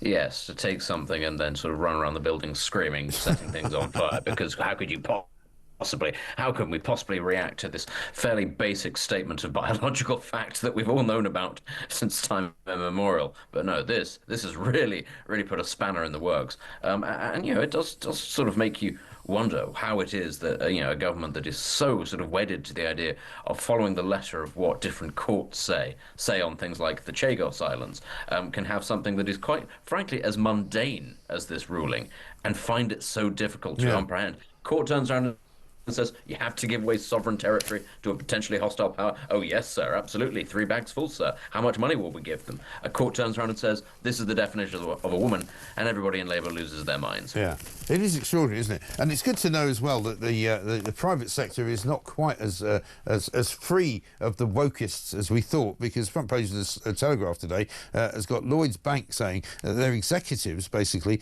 who count 1 in 2 British adults as customers, have basically backed employees at this very tough time who might be transgender. I mean, I don't know what the numbers are here, but I would imagine that there can't be more than about a dozen people working for Lloyds Bank who employ thousands of people who are actually transgender. Yeah, this is something that has to be reiterated over and over again when we have conversations about this issue. It affects a vanishingly small number of people who make it from childhood to adulthood believing this sort of stuff. And as one of your listeners texted in and say, when you're at that sort of stage in life, middle-aged or whatever, if you want to live a certain way, as long as it doesn't interfere with other people's lives, that's fine. But all that this ruling does is prevent it from further interfering with people's lives. Because let's be very clear, an awful lot of women, the more vulnerable physically of the two sexes, feel very strongly that they shouldn't be put in a position where they're having to share spaces that have always been segregated for reasons of safety and decency. They don't feel that they should have to share them, and I think, frankly, most men agree with them. That is interfering with the majority of people's lives. I don't think it's that unfair. And if these trans women really were women, they'd understand why women feel very strongly. Yeah, absolutely right. But have a look at Health Minister Karen Smith, because the Mail this morning is saying that the Labour Party are in all sorts of difficulties and 6s and 7s, as we said earlier. This is what Karen Smith said. And if you can make any sense of this, I'd very much welcome your deconstruction of what she's actually saying. We are not interested in so-called culture wars. We believe that everybody should have their dignity and privacy and their rights respected. We're very proud as a Labour government of the Gender Recognition Act that we introduced and the Equality Act, protecting people's rights. I think now is the time to make sure we look to the future, that rights are very clear for people, and that service providers absolutely make sure that they comply with the law. I think all bodies have to look at what the decision means. Rights remain enshrined in the Equality Act. There are protected characteristics for trans people under the gender recognition part of the Equality Act. If there are changes to be made, that needs to be looked at carefully with the guidance. But this law was about women's rights and rights under the Equality Act for sex and for service providers, making sure they're compliant with that. I don't really know what she was saying there, do you? No, I think that she was basically just hoping for the interview to end. Right. I mean, it's sort of putting one word in front of another, hoping to make a sentence, effectively saying absolutely nothing at all. Service providers have to move forward and do this, and you're just thinking, what? Honestly, can we not just go back to using nouns to describe things? The butchering of the English language is a far greater human rights violation than anything that's about to happen. It actually is. I mean, even The Guardian this morning have got a story on the NHS saying they must act after the ruling on gender. Current NHS guidance in England apparently says that transgender people should be accommodated based on how they dress. Their names and their pronouns. So you could walk into a hospital, presumably dressed as a woman, if you wish to do so, declare yourself to be known as, I don't know what the female change of Benedict would be, Benedictine, I suppose, I don't know, and you could say, I'm a woman, I wish to be admitted to the women's ward. And of course now they've got a massive quandary on their hands because they've been doing this. I spoke to a doctor yesterday who couldn't get it out of his head that he had to refer to women as biological women. I was like, no, you can just call them women now. You don't have to refer to them as biological women. I don't think anybody now knows what to do. I mean, just on the subject of what the female version of her name was, I would assume it might have been Bernadette, but, you know, Benedictine is a drink. Benedictine is a very strong drink, and even if I'd had a few of those, made by monks, I still think I'd struggled to wake up the next morning believing myself to be a woman called Bernadette. But that's beside the point. Yeah. The whole thing, though, isn't it about, you know, NHS trusts and what was this other one? The story about maybe people might have to provide third spaces, extra special third spaces, you know, for people who identify different ways. I mean, the whole self-identification thing, for a start, has been proven to be, I mean, half-witted beyond the pale, because it will simply be exploited by the worst kind of people. We're talking rapists, we're talking sexual abusers. People will use this to their own advantages. But the whole thing about having to now install extra special third spaces, I mean, as another of your listeners said, you know, they're a very sensible bunch. We already have third spaces when it comes to bathrooms and changing rooms for the disabled. Now, not that we should have to foist those people onto the disabled either, but actually, how many more spaces do these people need? Exactly, and because in the end you'll be making more spaces for everybody. You know, somebody else will appear out of nowhere and go, you know, I believe myself to be a fox. I identify as an animal, and I want a safe space for myself to go and use the litter tray in the bathroom. I mean, you know, the Guardian have done a whole spread on it, going, you know, from prisons to toilets to lesbian-only organisations, changing rooms, the NHS, refuges and rape crimes. I mean, the idea that you have to tell people that you can't admit men to female prisons, or you can't admit men to refuges and rape crisis centres is almost, you know, like something out of Black Mirror, isn't it? I mean, how the hell did we get here? How on earth did we get here? And yet the only sort of spaces, single-sex spaces, that aren't allowed to be infiltrated, that are sort of exclusively for men, things like gentlemen's clubs. So we're routinely told that the absolute bane of existence. So everybody wants their own special space. I need my own special sort of lavatory. I need my own special, I don't know, box at Twickenham because you know, my gender, you know, demands it. But if you just happen to be a chap who quite fancies going for a drink after work in a place with his mates, you're told, oh, no, buddy, that's evil. That is absolutely evil. Yes, you mustn't do that at all. Absolutely ludicrous. Completely and utterly bonkers. I'm going to show you this as the most uncomfortable video, I think, of the week. We are in Good Friday mode, and we are ready to sort of resurrect anything that you'd like to think of resurrecting. But even Rachel Reeves' career, I think, is beyond help when it comes to even divine intervention. Check this out. From all the people in Scunthorpe and the Steelworks, we're so grateful. We really, really are. Thank you say I'd like to thank every department of the government for having our back, because without that, we wouldn't be here. Come June, we wouldn't be here if it wasn't for yourselves. We really, really appreciate it. Well, actually, we wouldn't be here if it wasn't for the workers. We were able to step in at the weekend and save steel here in Scunthorpe, but only because we ensured there was something to save. So we're really grateful to you, and the country's really grateful I'm to you for smiling, keeping very grateful. we're very grateful to each other. It is really, really important that we keep what you're doing going here, and especially preserve the unique things about what you do at Scunthorpe. When we're doing big projects like investment in rail, third runway at Heathrow, we just signed off this new theme park down in Bedfordshire last week. We want British steel to be used for British construction, and as a government, with the changes we're making, we're confident that will be able to happen. But Sorry, I'm smiling. I'm so happy. Yeah, I am as well, Paul. Yeah. I mean, I don't know what to say about that. Jane says this: are Reeves' teeth glued together? Happy Easter, Mike. This is how she talks. And then Glenn from Leeds says Rachel Reeves wears more high-vis than the construction worker from the Village People, YMCA. It's true. I mean, that is probably one of the most awkward videos I think I've ever seen, particularly when she hugs the guy. The only thing that I was thinking throughout was, do you remember those North Korean propaganda videos where Kim Jong-un is he gets out of his car and all the workers start applauding and then crying because they're so emotional. And actually what I thought was, do you know what? There's more dignity in those North Korean propaganda videos, because at least everybody can see that it's staged. Everyone knows that they're going to be shot if they don't take part. Right. But also, it's filmed better, it's been choreographed better. This was just awful. This was like if you had a North Korean propaganda video, but you've been told you got about 17 pence with which to make it and about 17 minutes with which to come up with it, which frankly, given the economic state of this country, sounds about right. I know, exactly. And the sort of the hard hat wearing Angela Rayner and Rachel Reeves thing is just not working, is it? It looks ridiculous. They look so out of place, and it kind of is a really good, I suppose, indicator that the Labour Party have completely lost touch with the working class. They don't even look right in a working class environment. Yeah, I was watching earlier in the week whilst the story was still rumbling on.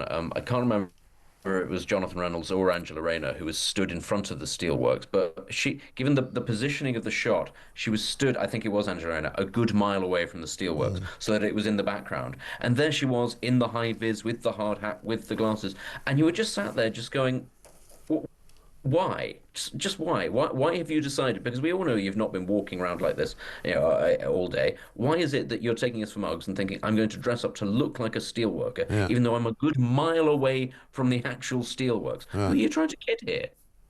Exactly. One of my favourite quotes of the week was Jonathan Reynolds when he actually donned the sort of I think we're seeing it now, donned the protective clothing, and he went actually into the furnace to remove a bit of steel from it, and he declared himself to have been so hot that he thought he was going to melt. And you're thinking, well, what did you think it was going to be like? We also sat there going, I wish you'd get on with it and just melt into the furnace. But honestly, I mean, it looks like all of that footage of him there, it looks like a scene from HBO's Chernobyl show. And you think, well, it's about the same levels of incompetence that we're dealing with here. It's a good thing, I suppose. The fake solicitor stop it from going out. Imagine the fake solicitor who's had this meteoric rise to economic prosperity, and he's now running British Steel. It's quite frightening. One final thing for you. We've been hearing a lot this week about the summer of discontent that's coming. Teachers are now saying they're going to go on strike. It looks as though the bin strike is going to carry on in Birmingham for at least several more weeks. They're saying it might last until Christmas. It's likely to spread to other towns and cities in the country. It's going to be a pretty miserable year, I think. It is. I have some sympathy for teachers. I've always thought if I was locked in a classroom with some of the sort of the little blighters that we have roaming the streets of this country and told you have to try to teach them algebra, I might decide to go on strike in perpetuity. I might find a different job.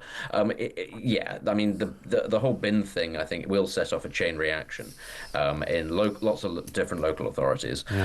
And if we're being completely honest here, there's a really easy way for the government to stop all of this, which is if the government turns around and says, well, we haven't actually got the cash necessarily to hand to them, well, you go, okay, fine, maybe consider taking some of these people out of tax. The bin thing in particular is appalling, that they're having to take sort of real-time pay cuts to accommodate other people who actually don't do work even twice as hard, again, because of inequalities ruling. But when it comes to teachers, I do know that you have some teachers who now find themselves in the upper bracket of tax because of the changing of the tax brackets. And you just think, well, that's bonkers. Yeah. Why don't we just take them out of that tax? Well, just exactly make right. them pay less tax. Well, I think we saw a headline this week that was 11 million people are now being dragged into tax who weren't previously really paying it. So, yeah, it's a massive mistake. It's a massive mess. It's all happening. Benedict, good to talk to you. Thank you very much indeed. Let's see if you can stay away from becoming Bernadette over the weekend. It is, of course, Easter. That's Good Friday. Let's get a voice note from Andrew. Morning, Mike. Yeah, this law that's been passed now with regards to trans women, I don't see it being upheld at all. I really don't. I mean, I've got a wife and 4 grown-up daughters, and I would not like the idea of a fella being in any of their changing rooms or in any of their safe spaces. So unless the Labour government actually get on this, come out and say, yeah, we respect this ruling now and we're going to adhere to it, I just don't see it happening, to be honest with you. And it took 5 years to get to this stage anyway, so which is, you know, pretty unbelievable. So, yeah, I'm not optimistic, Mike. No, I think your attitude probably is shared by quite a lot of people, Andrew, listening to the show. Morning, Mike, says Michelle from Altrincham. Hope you have a lovely Easter. As they say, no rest for the wicked. I'm working right through the bank holidays every single day. Well done, and lots of people will be. It's time for trans women to use male facilities and for men to be kind for a change, says Jess in Dover. Listen, I don't think men are not kind. I think men mostly will not give a hard time to anybody who is trans. I don't know of anyone who, in my circle of friends, would be problematic for anyone who was trans. I just don't think they would. Morning, Mike. What about one separate cubicle in the gents, says Peter in Suffolk.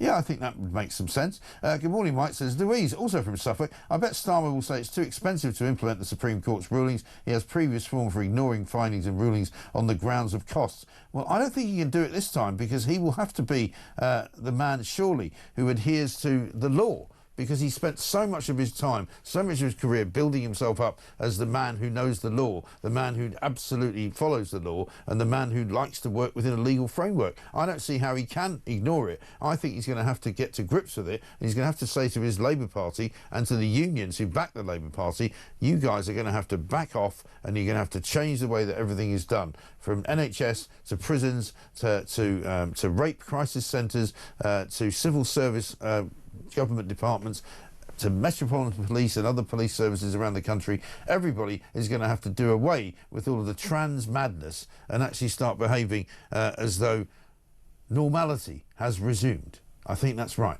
23 minutes past 7.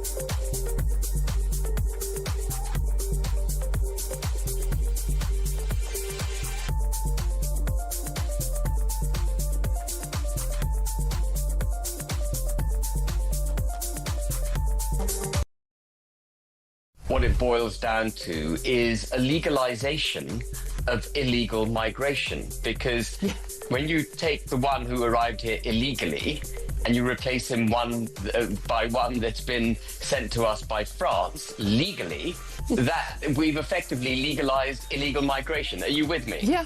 And so nothing could do more than to encourage people from their general movement from Syria, North Africa and elsewhere into Europe than this scheme.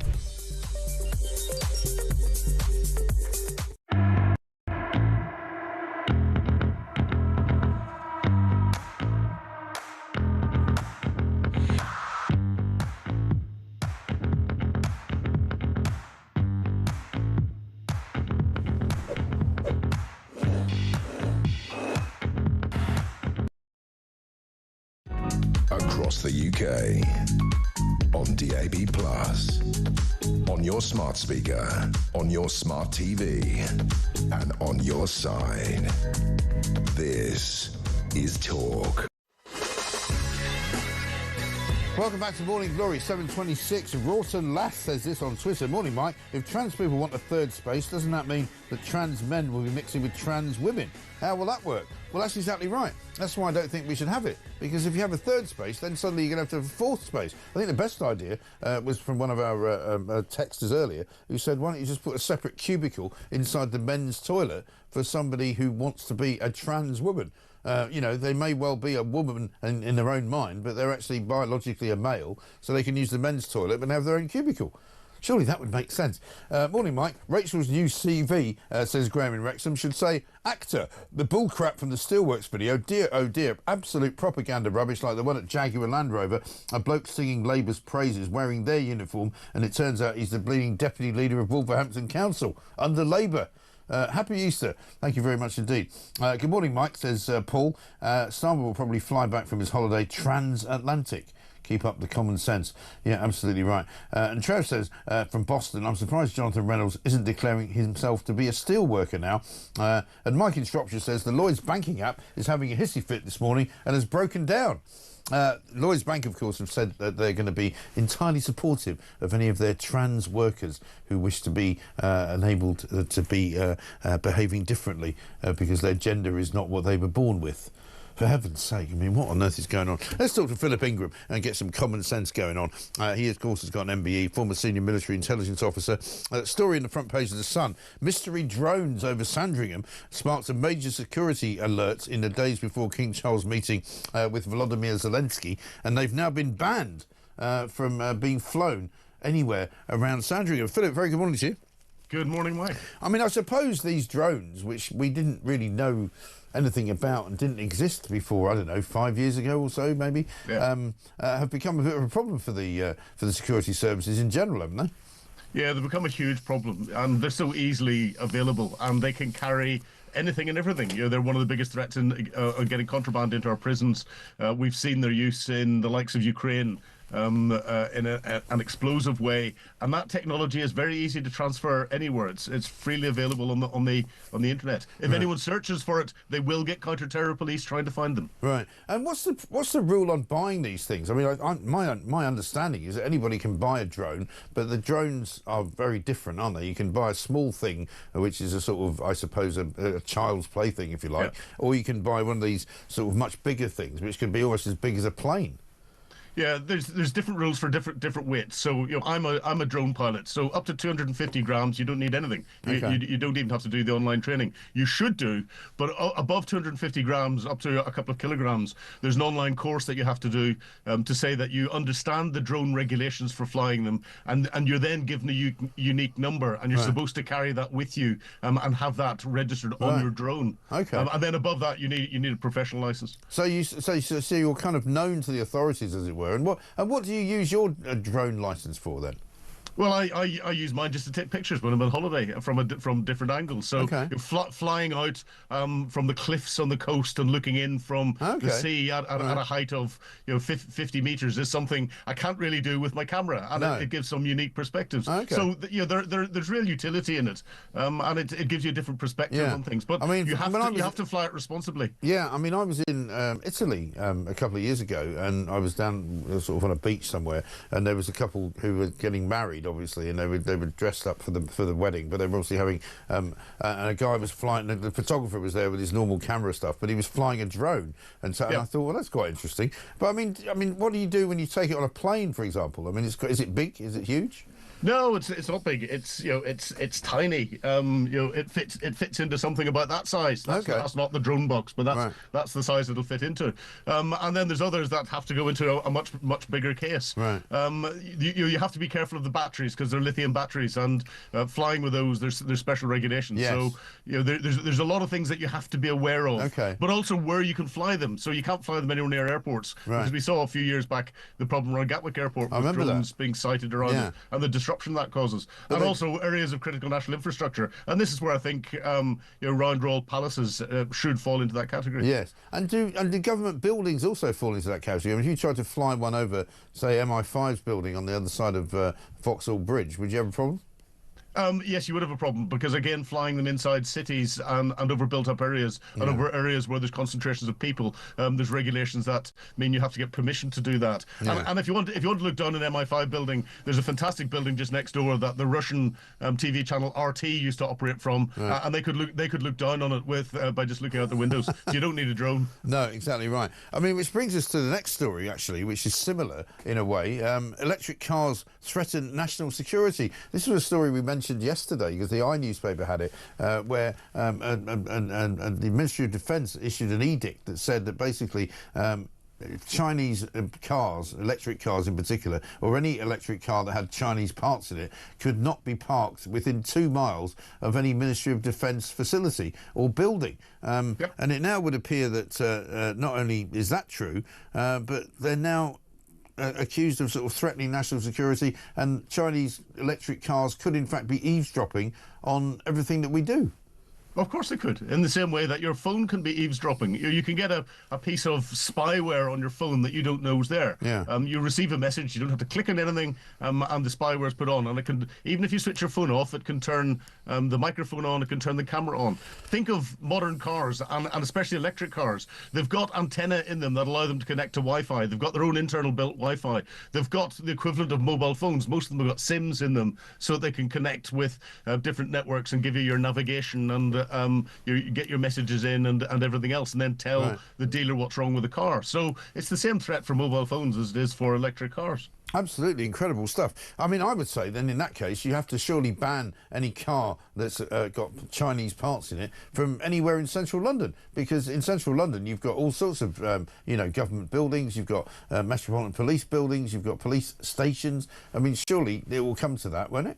Well, I'd say yes, but practicality comes in, and we live in a free country, and therefore what you have to do is risk assess everywhere, and therefore that's why around sensitive sites, around Ministry of Defence buildings, there should not be electric cars, especially Chinese-made electric cars. And I suspect if we drilled into it further, we'll find that the dealers are offering service personnel extra discounts to buy their Chinese electric cars. That's something I'll look at today. But shouldn't the Ministry of Defence be able to block stuff like this as well? I mean, the same way that, in the old days when you first got mobile phones, certain hotels would make it impossible for you to make a phone call. You'd have to use the internal phone in the hotel because they would somehow be able to block the signal coming in. Couldn't they block the signal from their buildings? Well, the trouble is if you block the signal, you block the signal for everything else, your Wi-Fi and all the rest. It's one of the reasons why it's very difficult to block drone command signals, because it's on a similar frequency to some Wi-Fi, and you don't want to be knocking the Wi-Fi out around an airport. It's the same when it comes to electric cars. Interesting. Philip, great to talk to you, as ever. Have a great Easter. Philip Ingram, MBE, former Senior Military Intelligence Officer. Let's get a quick voice note from Nick on China. Morning, Mike. It's Nick Moore from Loughborough. We know that China is a very, very aggressive, hostile state. And yet we've had successive administrations, Cameron, Johnson, and now Keith Starmer, completely in the thrall of China's benefit. everything that these governments have done has ultimately benefited China, which should be considered as an enemy of ours. And I'd like to know, and I think it's time the question was asked, why? Why indeed? Absolutely right. China is a dangerous country. China should not be allowed into our infrastructure. China should not be allowed to operate as a commercial entity in the same way that every other country can. And as we said earlier with Alan Mendoza from the Henry Jackson Society, slap bleeding tariffs on them. That's what Donald Trump's done. Put a tariff on all Chinese cars, make it 50%, make it 100%. Anyone who drives one of those BYD cars, by the way, in my view, is unpatriotic to this country and is continuing to help with our demise. Don't do it. Just say no. 7:35.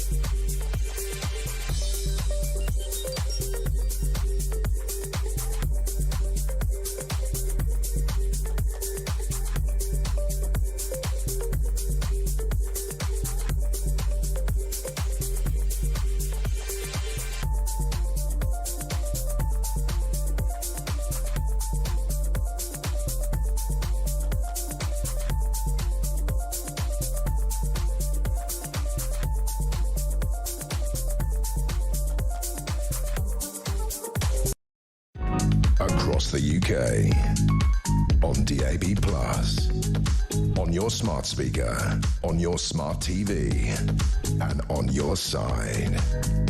This is Talk. Welcome back to Morning Glory, 7:37. Stephen says, Mike, regarding that video from Rachel Reeves, it's enough to make your skin crawl. Even my dog left the room. Absolutely awful. Steve's in Germany. Even by Labour standards, this Cruella de Thieves Steelworks video is a puke fest, says another Steve. I mean, it really is awful, isn't it? We'll show you again what she was doing. There she is, hugging a steelworker. I mean, for God's sake, Rachel Reeves, her teeth stuck together. We've worked out how she speaks. Listen, I can't be more delighted than to introduce our next guest, Esther Krakow, Conservative commentator. Hasn't been on the show for a long time, but welcome back, Esther. Very nice to see you. Happy Easter. Happy Easter to you too. Really nice to see you. I love the Rachel Reeves impression. I mean, just how you do it. Just stick your teeth together. That's what it sounds like. The Equalities Watchdog says, basically, organisations may have to provide neutral third spaces. I've never seen a country lose its whatever we can't say at this time in the morning over something so obvious. I mean, you must have been, like many women, delighted that the Supreme Court finally said, you know, a woman's a woman, she was born a woman, that's it, the end. But of course, that's not the end, because all of these ridiculous groups are saying, oh, but, you know, what are we going to do to get around it? Yes, it's so difficult to be able to ascertain whether a woman is a woman by her clear lack of a penis. Look, I'm actually more bemused than anything. Of course, I am happy that this didn't go down the lunatic route of trying to say that anyone that identified as whatever gender they fancied was of that gender and should be treated as such. However, the law didn't actually make anything up. It just showed the cowardice over the last 15 years of people and organizations that have been bullied into manipulating the law into something that simply isn't. The Equality Act didn't somehow conjure up women that are actually men. It didn't make something that isn't. The ruling just said, this is the law, this has always been the law, and it is very clear. And actually, what people need to recognize is this is almost quite freeing for trans people, because what the Equality Act was saying is you don't need to have to pretend to be a woman or a man. Yeah. You are valid in your own right, in your own trans identity, and you cannot be discriminated against on that basis. And so it's just basically shown the cowardice of these organizations that said, actually, no, the Equality Act said something that actually it didn't say, and to suit me. And really, all the women that have been labeled TERFs and that have been abused by these organizations deserve big apologies. All of these organizations need to eat a big slice of humble pie. All these actors in Hollywood, those sheep-like lemmings from the cast of Harry Potter that decided to basically disown J.K. Rowling for her atrocious views that a woman doesn't have a penis. They all need to be lining up to give apologies, because it has been a horrible 15 years to the extent that it's almost unimaginable. And these organizations that are looking to the equality watchdog and saying, oh, we're finding it so difficult to balance these rights, the NHS being one of them, it's not difficult at all. It's actually not. It's as simple as they come. There is no difficulty here. If you need to create a third space, go right ahead. If sports organizations need to create a women's category and then an open category, go right ahead. Yeah. But it is as simple and as clear as day. And thankfully, this madness is going to be put to an end. But the trouble is, it's been so deeply embedded over the years that some people can't actually get their heads around what to do now about it. Have a look at this. We spoke to a doctor yesterday, who we speak to quite a lot. He's a GP, right?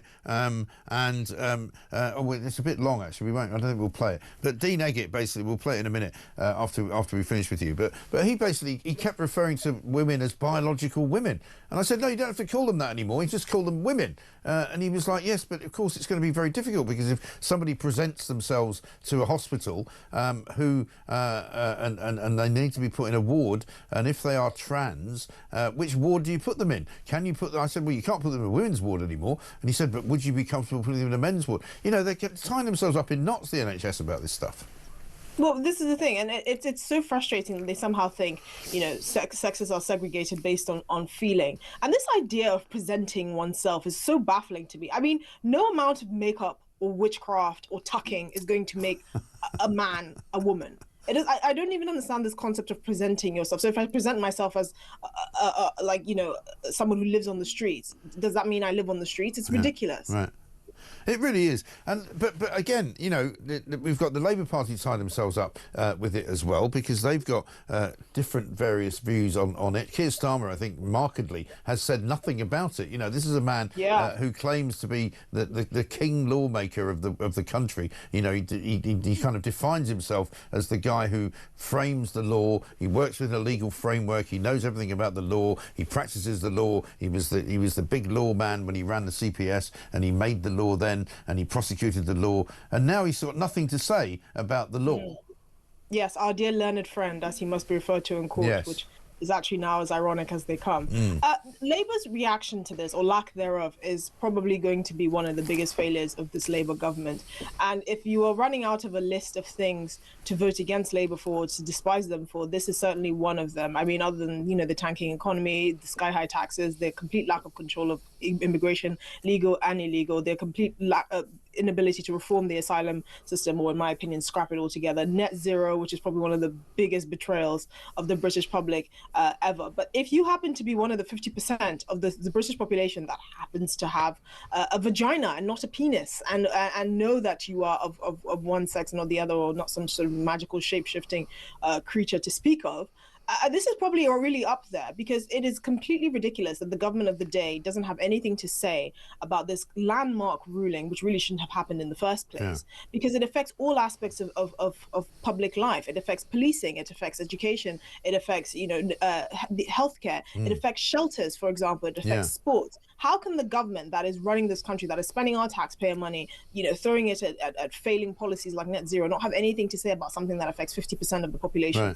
They're going to realize that this is a PR disaster, because this is the same prime minister that also somehow thinks that 1% or less than 1% of women can have penises. You really want to clear this up. The fact that he decided to hide behind Tony Blair's coattails and say, actually, Tony Blair, the former prime minister, cleared it up. The former prime minister, who has no responsibility to the British public, he cleared up what my cowardice was too scared to do. And I don't think they're going to be able to live this down. I mean, what happens to their policy of trans students, for example? I mean, I know they can't access a gender recognition certificate until they're 18, but these do have implications. You know, teachers are wondering, what do I do exactly? Do I tell, you know, parents that their children are socially transitioning?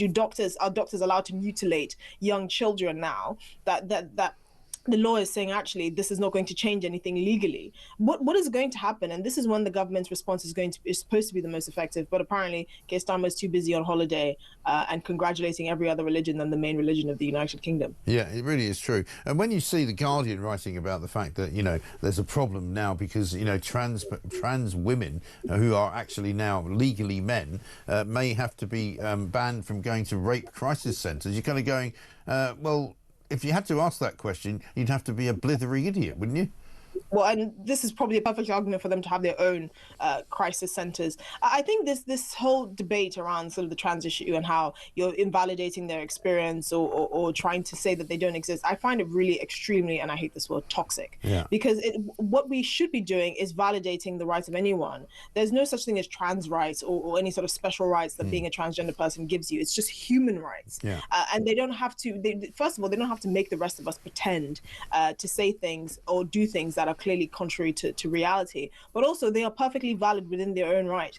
They don't have to go around trying to smuggle themselves into women's spaces to feel validated. They are valid in their own right, and hopefully this will spur on some more conversations around creating those third spaces or women in open spaces, if in the case of sports, for example. So we can just put this to rest and move on with our lives because we've expended too much brain power on such nonsense. Yeah, I couldn't agree with you more. Great to see you, Esther. Thank you very much indeed. Esther Kwaku, Conservative commentator. Have a wonderful weekend. Have a great Easter. Let's get a voice note from Stephen on the week that's been. Morning, Mike. Just want to wish you a happy Easter. I don't know what's more cringeworthy, mate. Reeves hugging steelworkers or Oprah Winfrey crying because Katy Perry's gone up in a rocket for 11 minutes. What a week. And then we've had to have a court hearing just so everybody knows the difference between a man and a woman. Good God. Anyway, mate, enjoy your weekend. Stephen, thank you very much indeed. I'll see what I can do. Clayton says this. I wonder if the Bedford amusement park will be as successful as the Disneyland park that was going to be built in Battersea Park in the 1970s to replace the fun fair. Yeah, how did that go? It didn't get built, did it? I'm not convinced this Bedford thing is ever going to work. The way that the Labour government keep going on about it. Oh, we're going to build a theme park. Oh, it's going to be amazing. Oh, no, it's not going to happen. Forget about it. It's 7:46.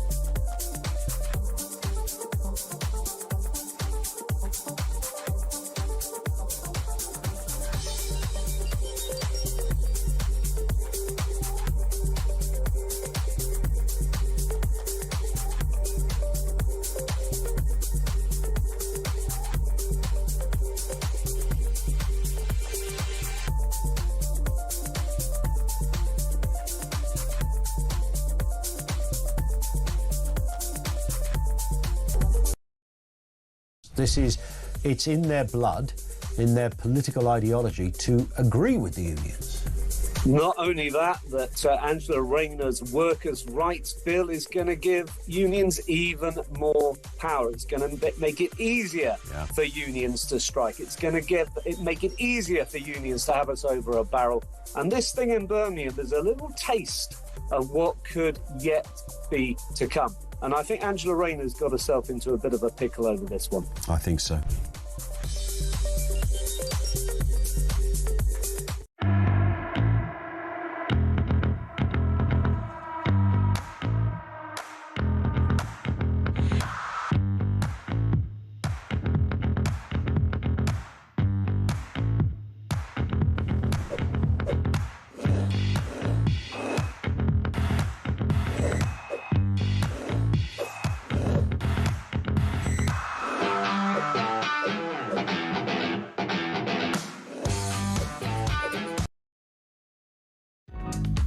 the UK. On DAB+, on your smart speaker, on your smart TV, and on your side. This is Talk. Welcome back to Morning Glory. I'm Mike Graham. 7:50, 10 minutes to 8. You might not be up because it's Good Friday. It's Easter weekend. The getaway has begun. They're calling it the Easter wetaway, by the way, in the Daily Mail, because the rain is going to come, apparently. But it looks pretty good right now here in central London. Chris from Kent, having worked for the NHS, single rooms are normally used for patients with contagious infections or are immune compromised or on end-of-life care. So why should trans people have the right to demand a single room when the single rooms are meant for other reasons? Well, I'm not sure they are demanding single rooms, but they're certainly demanding access to wards which they may or may not now be able to afford to be on, if you get what I'm saying. But we'll come back to that in a minute, because right now we want to talk about travel. Simon Calder is here, the guru of travel, the man who knows everything there is to know about what is going on, not only here, but in the rest of the world as well. Simon, very good morning to you. Good morning, Mike. Good to see you. I'm afraid whichever form of transport you wish to choose, except possibly hovercraft, I will have to report some disruption today. It was a pretty bleak day yesterday for a lot of travellers trying to get to their Easter destination. Today, busiest day in the skies of the year so far. And as we've been hearing, various road problems popping up already. Thing is, if you're in your car and you're listening to Talk and you're already halfway to your destination, well, hats off. Because what's mostly going to happen is everyone will get up a bit later, they'll have some breakfast, they'll have a cup of tea, and then they all set off at about 10 or 11. And guess what? You get massive traffic jams. So either on your way now or wait till a bit later on. Yes, indeed. I saw a piece earlier in the week, I think it was in the Independent or the Standard, that there might have been some disruption at Gatwick Airport due to some strike action. Has that come through, or is that not happening? It's a very, very minor disruption as far as I can see. This is a company called Red Handling. Each of the airlines has its own handling company. Members of the Unite Union walking out there. But the whole thing is that because it's a relatively small organisation, I think they have just got management coming in on their days off to cover. So no disruption there. If you are flying, the main problem is going to be air traffic control staff shortage, not in the UK, but in Europe. Oh, yeah. So in France, in Germany, in Hungary, they've got chronic staff shortage. And you know what it's like. You're sitting on the plane in Gatwick or Manchester or wherever, and the captain says, sorry, we've got a slot delay. We'll be sitting here for 20, 30 minutes. That's annoying, but it builds up during the day. And then by the end of the day, then flights are running seriously late. Ryanair had a few problems yesterday coming into Edinburgh, for instance, from Prague and Barcelona, delays of over an hour because they built up, and it's going to be worse today because there's more flights operating. But of course, it's not chronic staff shortage, is it? It's chronic staff. I'd like to stay at home today because I can't be bothered working over Easter weekend. That's what's chronic about it. Well, look, there is a huge problem. I'll tell you what the main problem is. 20 years ago, when you and I were even younger, Mike, they came up with this brilliant idea called Single European Skies. And that means that if you're going from Birmingham to Corfu, instead of your captain speaking to 10 different air traffic controllers, Belgium, France, Germany, Austria, etc., they speak to a really well organised air traffic control system, which is you're looking after the whole of Europe. It requires fewer people. Guess what? That didn't go down well with the unions, and so that has been stuck in the European mud for the last 20 years. There are enough air traffic controllers, but not the way we've got things organised. Lots of really good people left during COVID. Training them takes, would you believe it, actually takes longer to train an air traffic controller than it does a radio or TV presenter. Shocking. Mike. Yeah. I didn't need any training, luckily. I mean, I was able to just sit right down and start talking absolute rubbish. But how about this? Tell me about the railways, because I'm told there's an awful lot of engineering works going on over Bank Holiday weekend, which is ridiculously stupid. Everybody knows that most people now travel on railways at the weekends.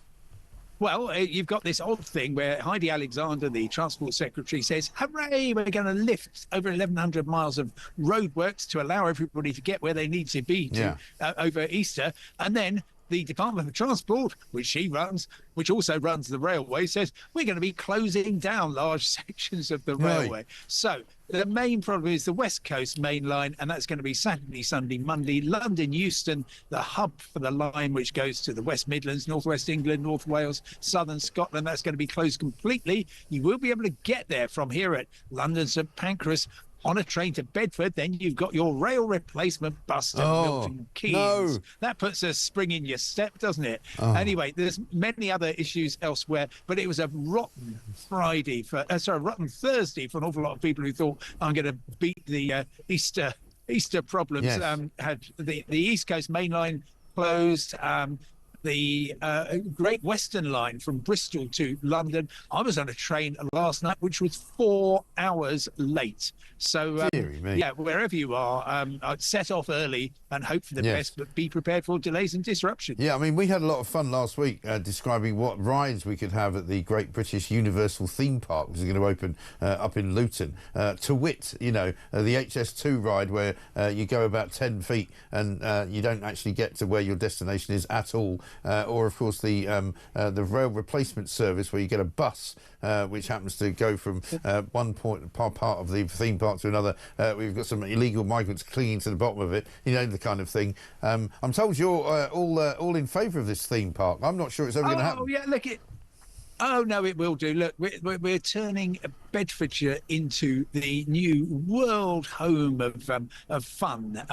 It's not going to be true, is it? Las Vegas look, I think it's going to work. I mean, I don't know how much money got thrown at Universal to put it in Bedfordshire, because obviously the French, the Dutch, the Germans would all have liked this, but I'm very much looking forward to it, and I think it will be transformative. And for goodness sake, we need some hope to cling to, and because this is a private, not a public project, there's, I think, a fairly good chance it might happen when it's supposed to. So but even the government will join you on the roller coaster. But even the government, Simon, are saying it won't be ready till at least 2031, and you and I may not be able to walk by that stage. I mean, you may need to be wheeling me in there, No, you'll be cutting the ribbon, and I'll be on the roller coaster being turned upside down and thrown around with someone. I can't wait. It's going to be very exciting. Yes. And the other thing is it's close to Centre Parks at Woburn Forest. Yes. So you've got this whole web of wonders spreading across Bedfordshire, a county not previously so celebrated. Well, I mean, we gave it a new name, actually. We're going to call it Left of Centre Parks, but, I mean, that's another story. Now, one final thing to ask you about. You've been writing a lot this week about people being turned away from flights and from borders across Europe because their passports were misunderstood and they were sent home in error and their holidays were ruined. Tell us a bit about that. This is just extraordinary, Mike. Okay, so this very nice woman doesn't want to have her name revealed because she's got a sort of senior post in Glasgow, goes cross-country skiing, flies from Edinburgh to Oslo, got a perfectly valid passport, but gets to Oslo airport and the Norwegian police do not understand the passport rules. They frisk her, they fingerprint her, they detain her, and then they deport her. And finally, yesterday, they got round to saying, not sorry, but a procedural error was made. She's lost over £1,000. She had a miserable experience, and I am waiting to get from the Norwegian authorities, who funnily enough aren't speaking to me, some explanation about what they are doing to stop it happening again, and what are they going to do to make sure that she gets a free return trip to Norway, since her other one ended very, very miserably. So that's happening, I'm afraid. The Danes are also doing something similar. So it's sort of what you'd expect maybe in other parts of the world, but them Scandies aren't getting the right end of the stick, can you believe? The old Banana Republic time. Listen, Simon, great to see you. Have a lovely Easter. Simon Call, the travel correspondent there at London St Pancras International. Loads of trouble on the trains today, loads of engineering works, loads of replacement bus services, lots of trouble as well in the air. If you're flying anywhere, you might have to expect a few delays.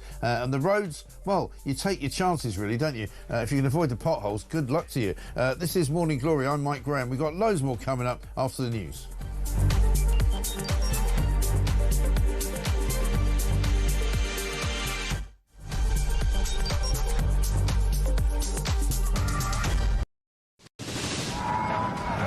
We've been talking this morning about a new theme park which is going to be built. The Universal Studios apparently are going to build it in Bedfordshire. We've been asking many of you to give us some ideas for theme parks. Alison in South Wales says in the new theme park at 5 p.m. every day they could have the PIP parade. All the people driving their brand new Motability cars. Instead of the water rapids, you can have a road you go down that's full of potholes in a car with bad suspension and flat tyres. I don't know why they're bothering building a theme park in this country. They're going right, no one will be able to afford to go to it anyway. How about the Rachel Reeves ride, says Terry in Birmingham. You go round and round and vanish up your own deficit. It's the HS2 ride. It travels at high speed for 10 feet, where everyone gets off and into the replacement bus ride. Tickets are £50 if bought 5 months in advance, or £1,000 on the day. There's a strong rumour going round that Rachel Reeves is going to have a kissing booth for this theme park. So what I do, mate, I shove a £5 in a pot and you can go in and fill your boots. Thank you very much indeed, and very generous of you. One from G, who says fast-track entry to every ride for illegals, plus a free night stay in the park's hotel and free food. New theme park bumper cars will have to pay a congestion charge, and the funhouse isn't built yet, despite Angela Rayner's pledge to build houses. What about Ghost Train doesn't move because the driver's on strike?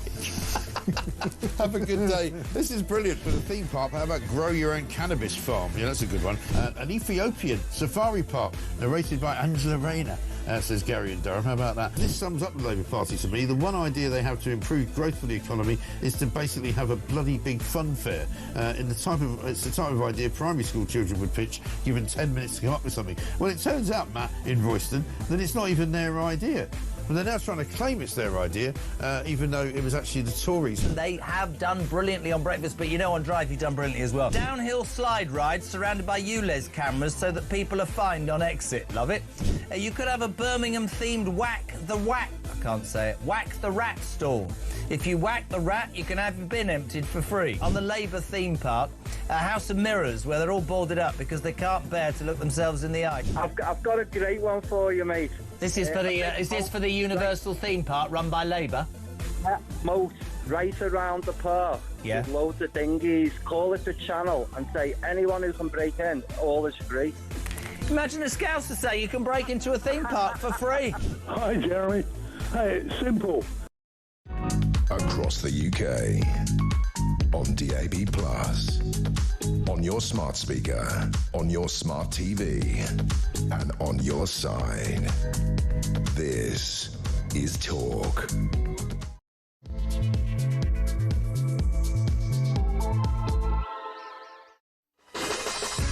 Welcome back to Morning Glory. I don't know whether time's gone. We're halfway through the show already. It's 3 minutes past 8. Welcome to Good Friday.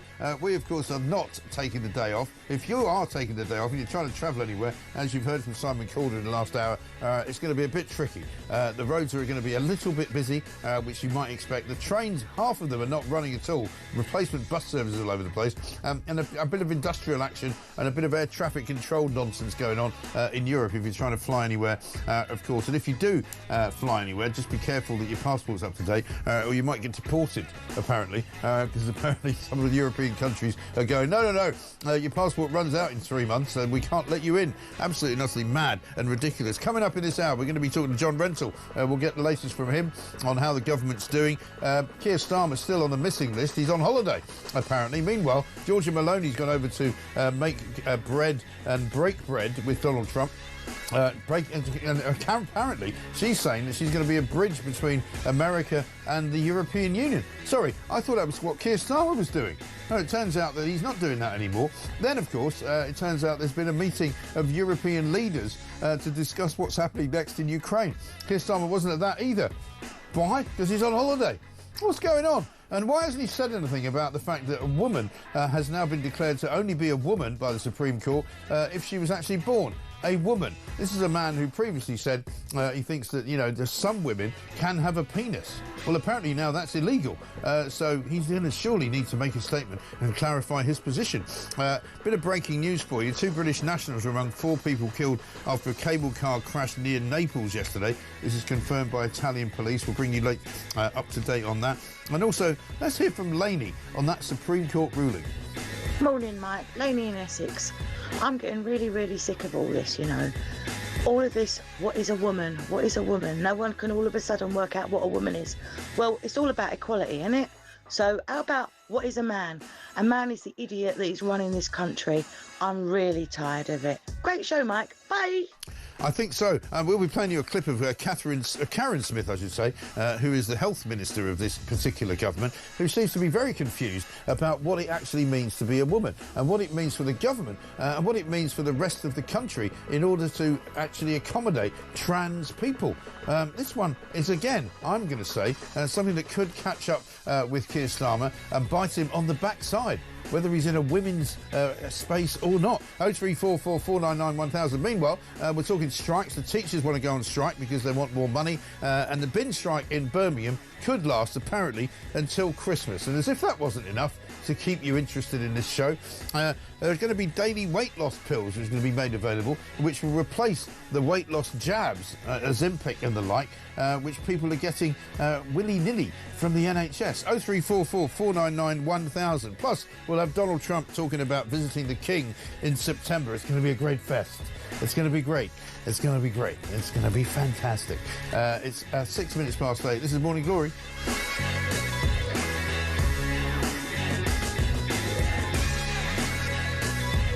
Also, by the way, apparently British men do more housework now than they've ever done before. So if you're doing that this morning, well done and well played. And we're also going to talk about the Army, who are announcing today that they're going to give more and better accommodation to serving members of the armed forces, and also those who leave the armed forces are going to get some help as well. We'll get into that after this. Amanda says this: while I applaud the Supreme Court's decision, just imagine the scenario of a born male having had surgery to produce breasts and remove genitalia being put in a male prison. Life would be pretty miserable, says Amanda. Well, to be honest, if you're going to be put in prison because you commit a crime, I don't really care whether your life's miserable, to be honest. I think that's not really for me to say. And one from Bruce, who says, morning, all these people threatening to go on strike. We have already been told at my work there won't be a pay rise this year. I'm working all over Easter, obviously, as Joe Public needs the shelves kept stocked. So as a truck driver, I have to keep going. Probably won't be able to afford my fat jab now and go back to eating Yorkie bars and burgers. Bruce in Telford at the moment. And he says he's got a sticker stuck on the rear of his truck. Brilliant. Bruce, good to hear from you. Thank you very much indeed. Welcome to the Common Sense Revolution. Let's talk to John Rental, speaking of common sense, and see what he's up to this week. John, very good morning to you. Good morning, Mike. A very happy Good Friday to you. Well, I'm working on Good Friday as well. Quite right, too. Who knew that, you know, the definition of a woman would be so problematic for not only the Labour government, but for Keir Starmer, who has remained remarkably quiet on the subject? Indeed. I think he owes Rosie Duffield an apology. She's the former Labour MP who said only a woman has a cervix. Yeah. And Keir Starmer said that's not right. It shouldn't be said. Well, now it's been said by the Supreme Court. So he should apologise to her. Yes. and let her back into the. Well, I mean, I don't suppose she wants to be a Labour MP anymore, but. He should try to persuade her to be. Well, again, as you've often said, you know, don't set yourself up for a fall. You know, the problem with Keir Starmer is that he's set himself up as this great sort of law man, you know, the guy who ran the CPS, the great prosecutor, you know, the man who interpreted the law and administrated the law, and he was indeed he was the law, you know, and he says that he likes a legal framework. He loves to work within the legal framework. He loves to do everything within the rules. He loves the law. He makes the law. He worships the law, and yet the laws have now been announced on women, and he's got nothing to say about it. Well, indeed. I mean, you know, he made a mistake for understandable reasons. I mean, nobody wants to persecute trans people, and everybody wants to be fair and reasonable to them and to everybody else. But you know, obviously. Someone like Keir Starmer sort of failed to recognise that there are certain special circumstances where, you know, total equality is not possible. Yeah. Exactly right. And unfortunately for him, he's beginning to exhibit this rather weak, I would say, tendency to sit on the fence. And he's once again sitting on the fence. He knows if he comes out and has a go about the new sort of definition of a woman and decides to support it, he will lose the support of some members of his party and many parts of the left of centre who have already come out today and yesterday and said this is an outrage, we're not going to recognise the law, you know, this is not fair on trans people, it's going to encourage other people to be mean to them. And if you watch this, have a look at this. This is Health Minister Karen Smith talking yesterday, and if you can make any sense of this, you're a better man than I am, but check it out.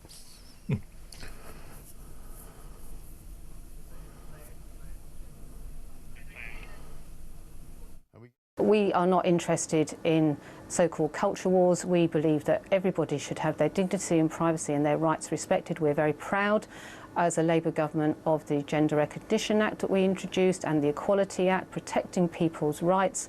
I think now is the time to make sure we look to the future, that rights are very clear for people and that service providers absolutely make sure that they comply with the law. I think all bodies have to look at what the decision means. Rights remain enshrined in the Equality Act. There are protected characteristics for trans people under the gender recognition part of the Equality Act.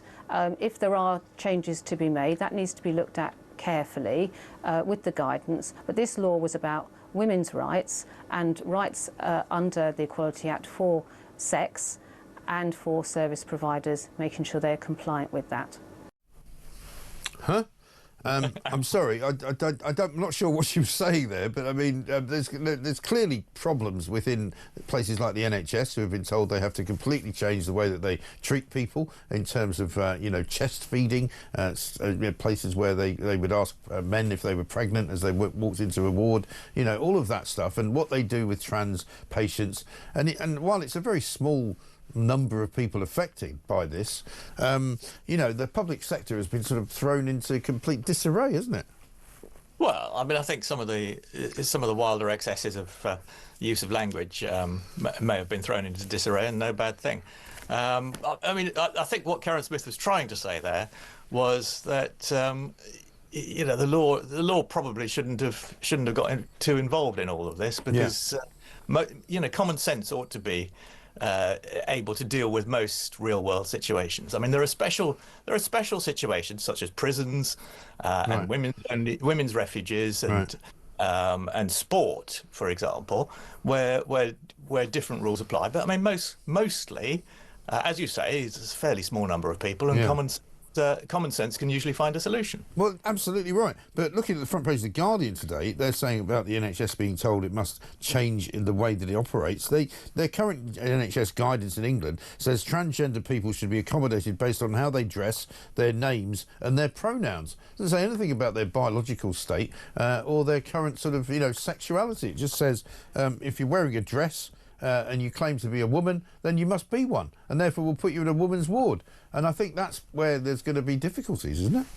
Well, yeah. Except, I mean, there's a much bigger issue in the NHS, which is there are still mixed sex wards anyway, right?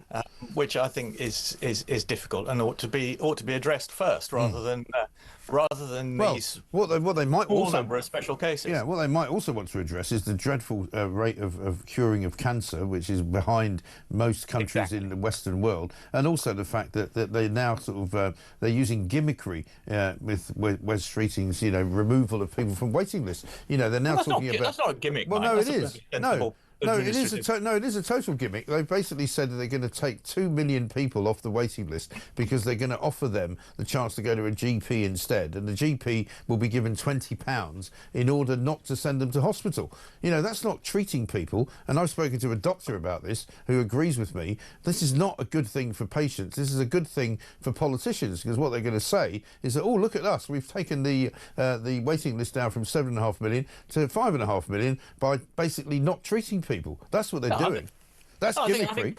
I think checking that people on the waiting list actually need to be there is a sensible move. I mean, well, surely if they didn't need to be there, they wouldn't be there. No, if they didn't need to be there, they wouldn't be there. And the fact is that's not true, Mike. I mean, lots of people are just, you know, their names just stay on the waiting list even once they've got better. Well, why is that then? Is that because the NHS is actually inefficient administratively? Correct. Yes, and so that's what I'm saying. Trying to make it more efficient trying to make it more efficient is a good thing. Yeah, And but sending letters to people, right, and then waiting for them not to answer and then removing them from the list is a gimmick. Because the people, No, it's not. It's administrative efficiency. No, the people It's might what you've not. just Well, asked. no, the people might not get the letter for a start, but they get them. They get rid of them off the list. The people might get the letter and then not be able to respond to it for one reason or another, and they get taken off the list. That doesn't mean you're solving people's health problems. It means you're just removing people willy-nilly from a list.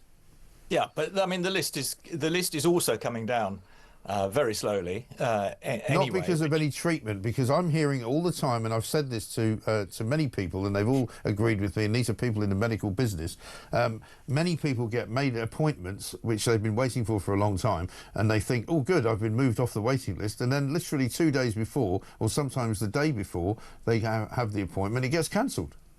Yeah, but then they're still on the waiting list, aren't they? No, So they're on a that's- different. No, they're on a different waiting list, because the waiting list only applies to people who are waiting for a certain period of time. And what happens is they get moved off it. This is what I'm talking about gimmickry, and everybody knows that's what's going on. Right. No. Well, I don't know that's going on. Well, I'm telling you it's going on. You know I'm always right, John. You know you always have to agree with me. I think Wes Streeting has made a very good start in the job.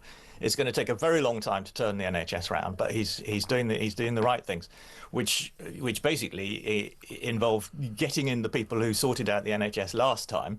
That's Alan Milburn and Paul Corrigan and Michael Barber, getting them in and taking advice from them about how to sort it out this time. And with a bit of luck, they won't take as long about it as the last Labour government did. Well, it may well be true, but there's an awful lot more people now to deal with, and there's an awful lot more problems to deal with since COVID. And you know, I take it that it is a difficult problem to fix. But what they need to stop doing is trying to convince us that things are improving when they're actually not. You know, I know personally of people. But things are improving. No, they're Mike. not, So, John. No, they're not. I know personally of people who have had dealings with hospitals over the last 2 weeks, and they've been sitting in A&E departments for 8 to 9 hours. That hasn't changed. They haven't changed that. No, but the waiting lists are coming down. No, they're coming down because they're removing people from them. You just admitted that. No. They're not coming down because they're getting appointments. They're coming down because they're being taken off the list. No, more people are being treated as well. They're So, not. They're literally. we're heading very slowly in the right direction. Yeah, well, you may think tanker that. is beginning to be turned around, but it's going to take. Are you the guy writing? Are you the guy writing Keir Starmer's tweets? Because that's what he keeps saying, but nobody actually believes him. Speaking of which, you know, let's talk a little bit, for example, about the summer of discontent that's coming. You know, Angela Rayner was supposed to fix the Birmingham bin strike. Birmingham bin strikers this morning saying it might last until Christmas. The Unite Union is literally at war now with this government, despite the fact that they've given them millions and millions of pounds over the last few years. It's all going a bit wrong, and it's taking me back to the 70s. I know you may not be quite as old as me, but I remember the 70s very well, and it was when the Labour government could not control the unions, and the unions basically were running the country. Well, the unions had much greater powers under the law in those days, secondary picketing and all the rest of it. So it would be difficult for the trade unions to bring the country to a standstill in that way. But no, you're right. It's very bad news for the Labour government. I mean, this bin strike. I mean, I've forgotten how many people it actually involves, but I think there's only about 40 or 50. Bin workers in Birmingham who are on strike and have managed to make life a misery for hundreds of thousands of Birmingham residents. And then we've got the teachers talking about going on strike. I mean, the teachers union, I'm afraid, has been dysfunctional for a very long time. Has a leadership with an extremist ideology. Which is desperate to get the teachers out on strike at any excuse. Right. And if they do that, then that will be very bad news for the Labour government. But it'd be bad news for the country and bad news for pupils all over the country. But it's only the beginning, isn't it? Because there's already a couple of strikes within the NHS on a very small scale at the moment. There's one in Nottingham going on where NHS workers are out picketing every single day because they're not happy with the paying conditions of their jobs. There will be more, I would guarantee you, NHS strikes before the end of the summer. There will be more strikes on the trains. There will be more strikes probably in the civil service by the looks of things. Local government in particular, because local government has been squeezed. Right. But that's that's the problem, because in the end, you know, under Labour, the strikes are always worse because the people who go on strike believe that they'll get what they want. Well, that's not totally true so far. the strikes have actually been better. I mean, well, no, it's totally true so far because, well, hang on, no, because they ended the NHS strike by junior doctors by giving them a 22% pay rise. So of course they went back to work. They ended this train driver strike by but giving they're them... threatening to go back on strike. Yes, again, exactly. so. That's well, you're making my point. And I said the same. The train drivers, they ended that dispute by giving them 15% of a pay rise, and they'll be going back on strike with no strings attached. Exactly. No requirement for reform of working practices. And that's my point. And so all the unions believe that if they go out on strike, they will probably get what they need and what they want. Yeah, no, I'm agreeing with you, Mike. I know. This is extraordinary. I'm just saying that initially the Labour government did manage to settle some strikes and give themselves a bit of a breathing space, but they're in danger of wasting it. Yeah, well, exactly right. But by doing so, they've just opened the door to more disputes, more money going out through the back door because of the public purse, and so we'll be it's just a big revolving door, isn't it? In the end. Yeah, well, that's the danger. It is, and I'm afraid that's what's going to happen. But listen, John, as ever, have a good weekend, have a lovely Easter. Thank you very much indeed for joining us and agreeing with me. You don't have to agree with me, by the way, but you know I make common sense. We literally manufacture it here, right here at the home of common sense. Let's get a voice note from Carl. Morning, Mike. Great show again, as per. Carl in Manchester here. Just thinking, great business idea going forward with this new ruling yesterday. Portaloos. Just a thought for anyone that is thinking of starting a new business. Anyway, happy Easter. I'm off to buy some buns. Speak to you later. Hot cross bins, very good. I like it, Carl. Thank you very much indeed. One from Aidan in Stockport. He says, "Morning, Mike. Yesterday I saw 5 smiling Supreme Court judges being driven around London in cars with a Talk bumper sticker on the back of the car. Great show." And Lemon in Welsh Wales says about Keith's women problems. Just wondering, was his mum a woman? And what about his wife, Vicky Sponge? Was she a woman? Does he have a daughter who will grow up to be a woman? And how does he think he was born? He's got one hell of a confused household there. I worry for his son, and we allow this moron to run this great country. Well, you might well ask, where is Keith Starmer? Keith Stalin, as some people know him. What's going on? Happy Easter, Mike, says Mary in Kent. I had an email yesterday and it had the person's pronouns on. When I replied, I put my pronouns on as the female chromosome XX, as that's what a law says. I can now say I am a woman, born a woman. Quite right, Mary. Well done. And a happy Easter to you too. Coming up, Richard Tice.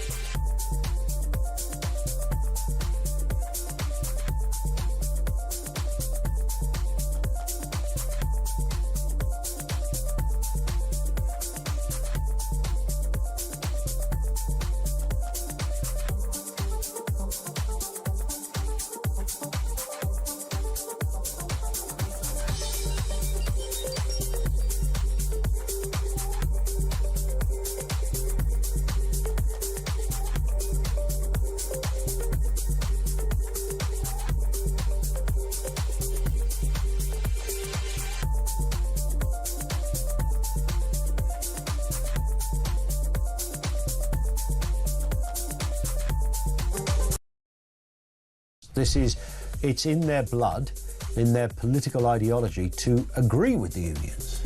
Not only that, Angela Rayner's workers' rights bill is going to give unions even more power. It's going to make it easier for unions to strike. It's going to make it easier for unions to have us over a barrel.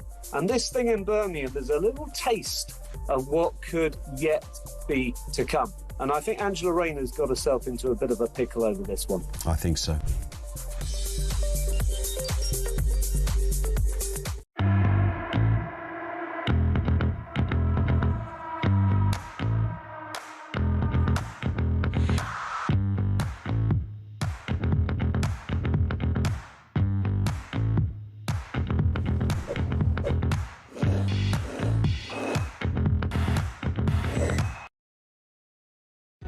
Across the UK, on DAB+, on your smart speaker, on your smart TV, and on your side.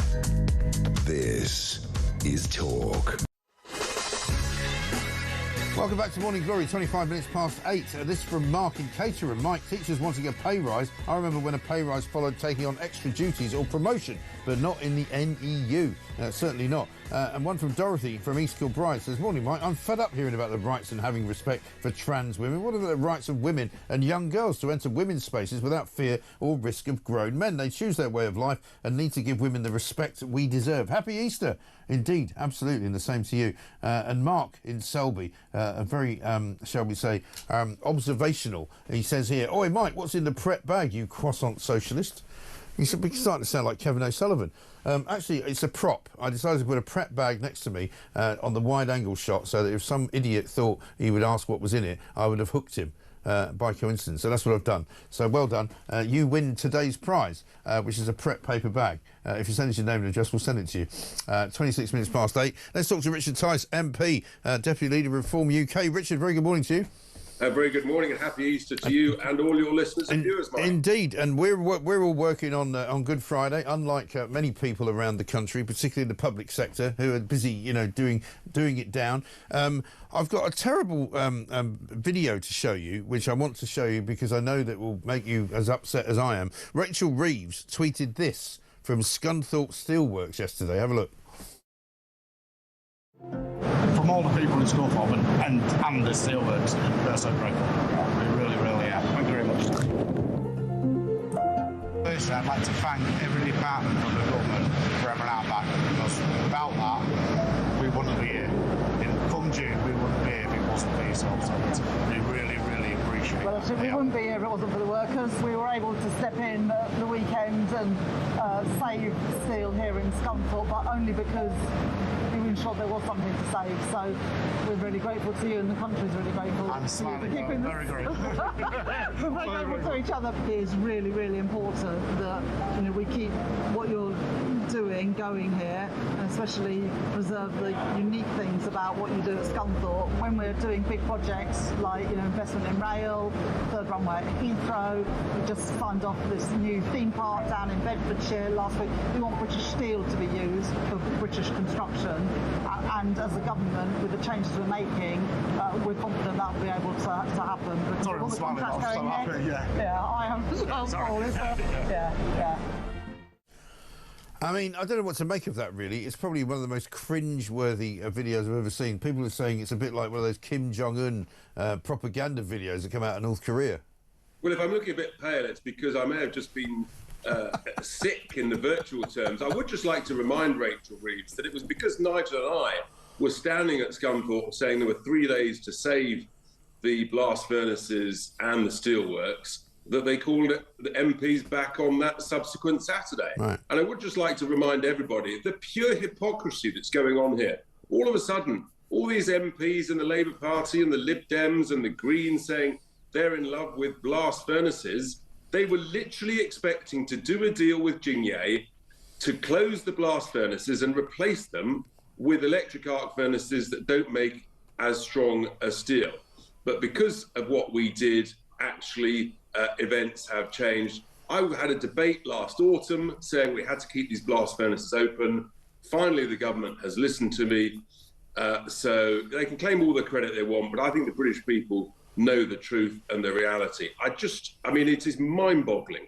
A month ago, they were expecting to do a deal with Jingye to shut those blast furnaces and to bung them hundreds and hundreds and hundreds of millions of pounds to build electric arc furnaces. Yeah. The whole thing's extraordinary. But what I will say, and there's an article in today's, I think, Telegraph, that there's some misinformation put out there by the Labour Party, who said that we couldn't use British coal from Cumbria in those blast furnaces. Well, once again, completely wrong. I've dug out, well, first of all, British Steel told me 10 days ago that they did want to use the Cumbrian coal. Secondly, I've dug out the planning reports from 2020, where one of the experts confirmed that he'd seen letters of support from British Steel and from Tata to use the Cumbrian coal in their blast furnaces. So there is lying and misinformation going on by Labour. I wanted to bring that up because the last time you and I spoke on this show was right after James Murray from the government, from the cabinet, had spoken to me, who absolutely barefaced lied as he stood on College Green and told me that coking coal was not suitable for the blast furnaces. You came on right after to react to it, right? And you told me that's not true. And it turns out now, as you say, British Steel executives have now confirmed that you're right and he's wrong. So was he lying to the public? Was he lying to my audience, or was he misinformed? What's the story? I think there is a deliberate misinformation which amounts to a lie from the Labour Party to try and cover up the fact that Red Ed, Jet Ed Miliband, the flying green hypocrite, last autumn prevented that Cumbrian coal mine from being developed. It would, and it still can be developed. And a reform government, we would allow that to be open because that would create many hundreds of jobs, huge wealth in Cumbria, and British coal for these blast furnaces that we've now saved. Yeah. And also, you mentioned the last time again that we spoke that there's an electric arc furnace not a million miles away from Scunthorpe, which is currently lying dormant, which they could use, thereby meaning that there's no need to honeycomb and put away the old blast furnace and turn it into an electric arc furnace, because there's already one they could use. And without a blast furnace in this country, we become a third world steel manufacturer, don't we? Completely. And in fact, yes, there are 2 electric arc furnaces of a capacity of about 610,000 tonnes each, sitting idle down in Rotherham. Those could be bought into an enlarged, newly nationalised British Steel, so that you can get the best of both worlds. You can use some scrap to make the sort of slightly lower strength steel in electric arc furnaces, and then you can use British coal along with iron ore and other raw materials in order to create primary strong virgin steel using the blast furnaces, which need relining and refurbishing, and you need a proper 20 to 30 year business plan with top quality management to take this forward.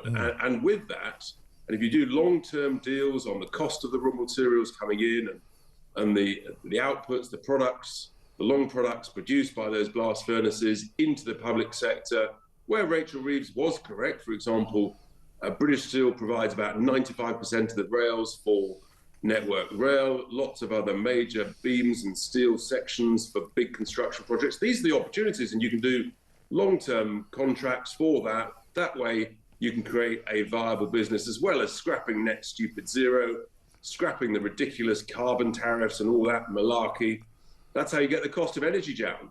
Yeah, absolutely right. Let me ask you about Keir Starmer. He's on the missing list at the moment. He's gone on holiday. No problem with that. Perfectly entitled to go on holiday. However, while he's on holiday, Georgia Meloni's over in Washington, sitting in the Oval Office of Donald Trump, apparently creating a bridge between the United States of America and the European Union, which I thought was what he was doing.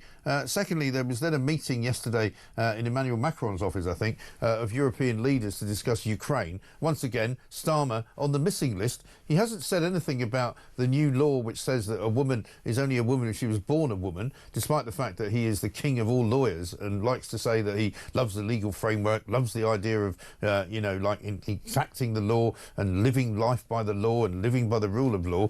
Where's he gone? He's disappeared. Well, he might be on the missing list, Mike, but I have not missed him. And in fact, given that the sun has been shining all week, and given that the Supreme Court judges have come to their senses after many months of careful deliberation about what a woman is in the last couple of days, actually things seem to be sort of on the up. And given that we now can use British coal, maybe he should go on holiday a bit more often.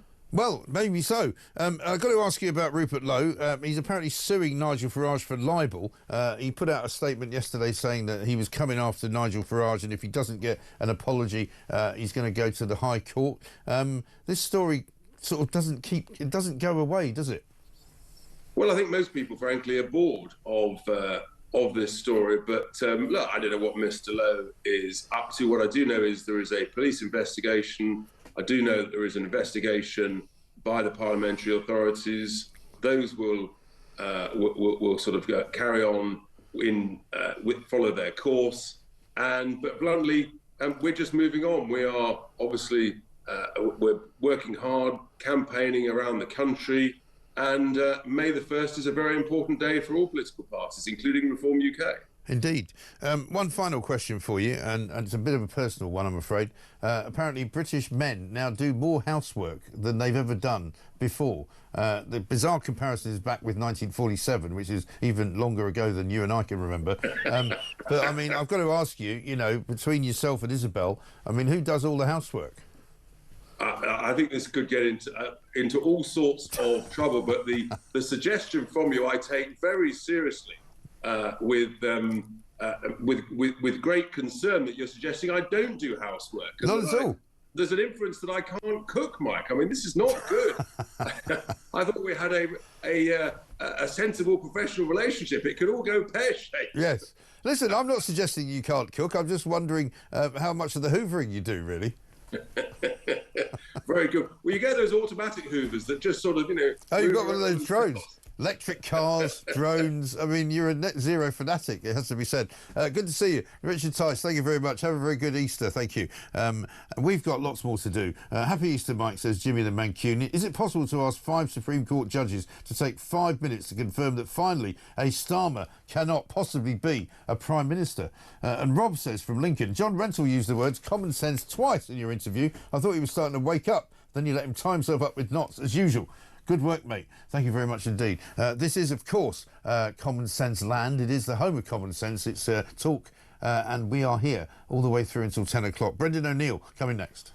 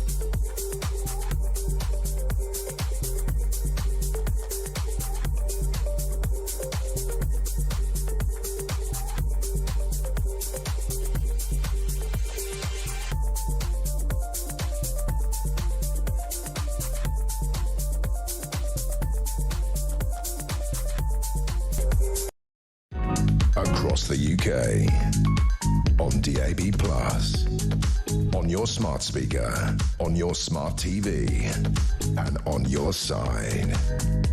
This is Talk.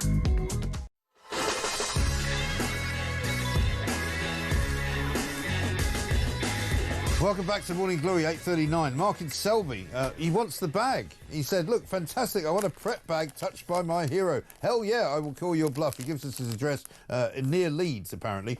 Feel free to bang on any other merchandise to be called an idiot by the voice of common sense. Praise indeed. Here it is. We're going to send it to you, Mark. I might even sign it for you if you want. A prep bag signed by the king of common sense. Speaking of which, we're about to talk to Brendan O'Neill. Just before we do, have a look at this. This is what happened yesterday. Julia Hartley Brewer yesterday had a guest on her show from Virgin Radio, a woman who she had sort of crossed swords with before on the gender issue. Check this out.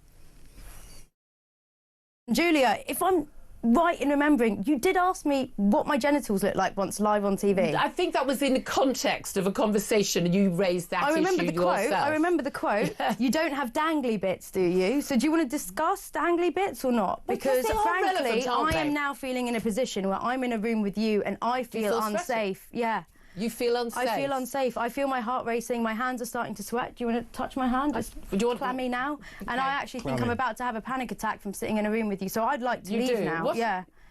So you're feeling... Yeah, you were asked to come on the show to have a conversation. And I've had a conversation. We had a very nice... We've had a conversation. Well, you read out a statement, and now I'd like to ask you some questions. You read out your statement. You did at the beginning. A statement. No, that's me introducing the topic for people who are just tuning in and explaining you added your ad libs. You got to say what you thought about it. I've said my piece, and now I'd really like to go. I thought we were you actually plugged into a mic there. I thought we were going to have a conversation.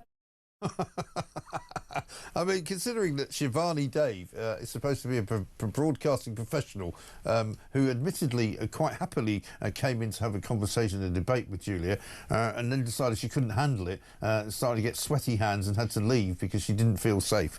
Pretty much sums up where we are in this ridiculous argument, I think. Brendan O'Neill, very good morning to you. Welcome. Happy Easter to you. Happy Good Friday. That pretty much is kind of peak woke, isn't it?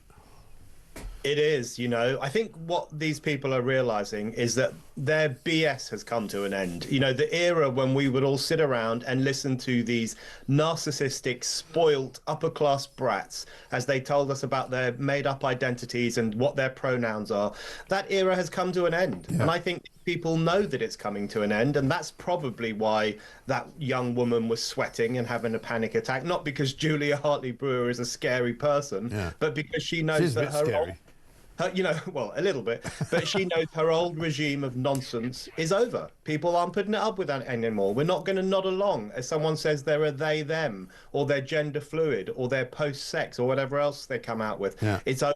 The jig is up, and I think they know. But isn't it funny watching the kind of all the public sector scurrying around trying to work out how to deal with it, because they're not really quite sure. I spoke to a doctor yesterday, Dr. Dean Eggett, and I think have we got a little clip of him where he was sort of so traumatised by having to call a woman something other than a woman that he couldn't quite get his words right. Have a look at this.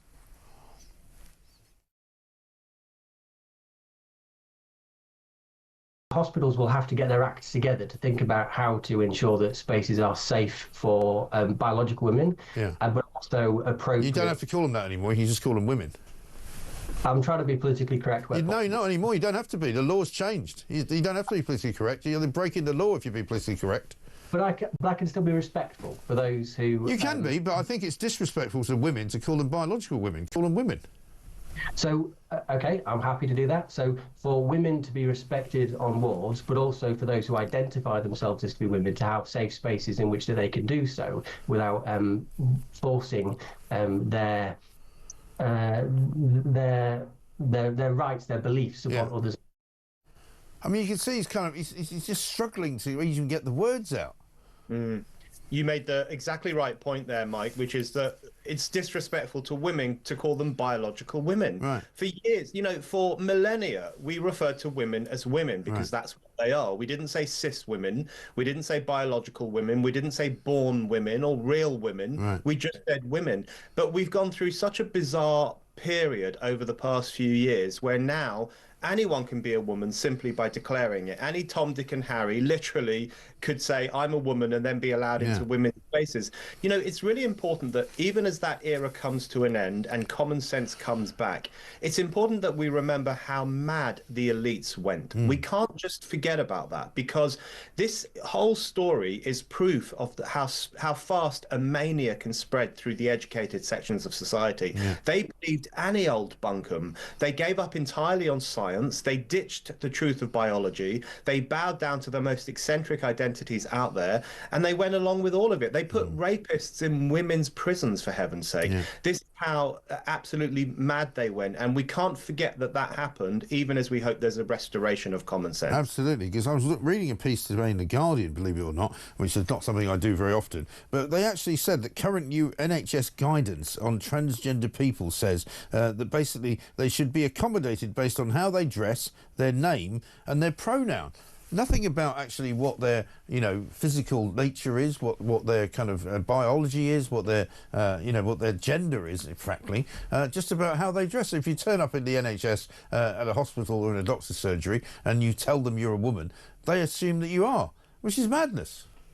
Complete madness. And, you know, for a health service in particular, they need to know if they're dealing with a man or a woman. You know, men and women are different. They have different physiologies. They have different ailments. They have different symptoms sometimes.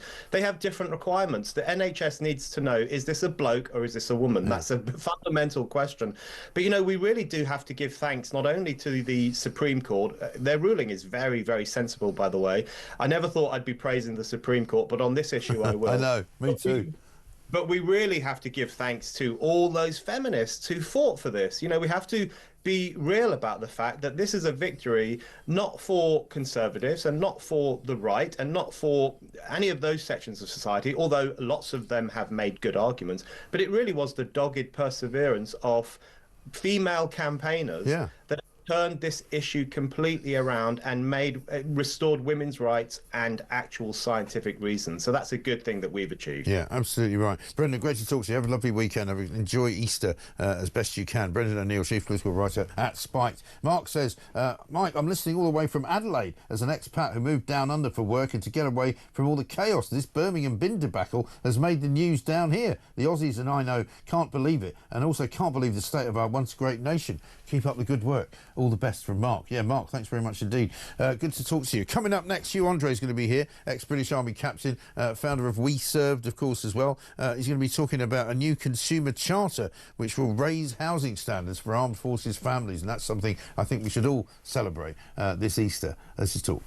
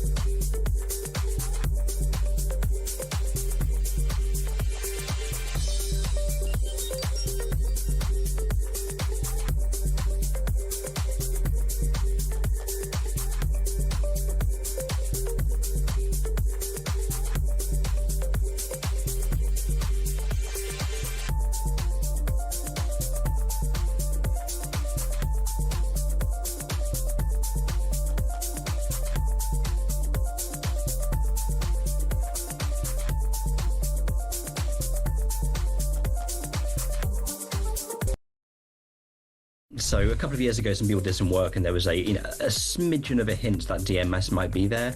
This new work is saying there is, I think, as you said at the start, something like 99.7% chance of that DMS being there. The reason everyone gets very excited about DMS is because on Earth, DMS is only exists because it's breathed out by living things. Whether that is the case on this planet, I think that still remains to be seen. But it's looking, there are increasing hints that this very important chemical does exist.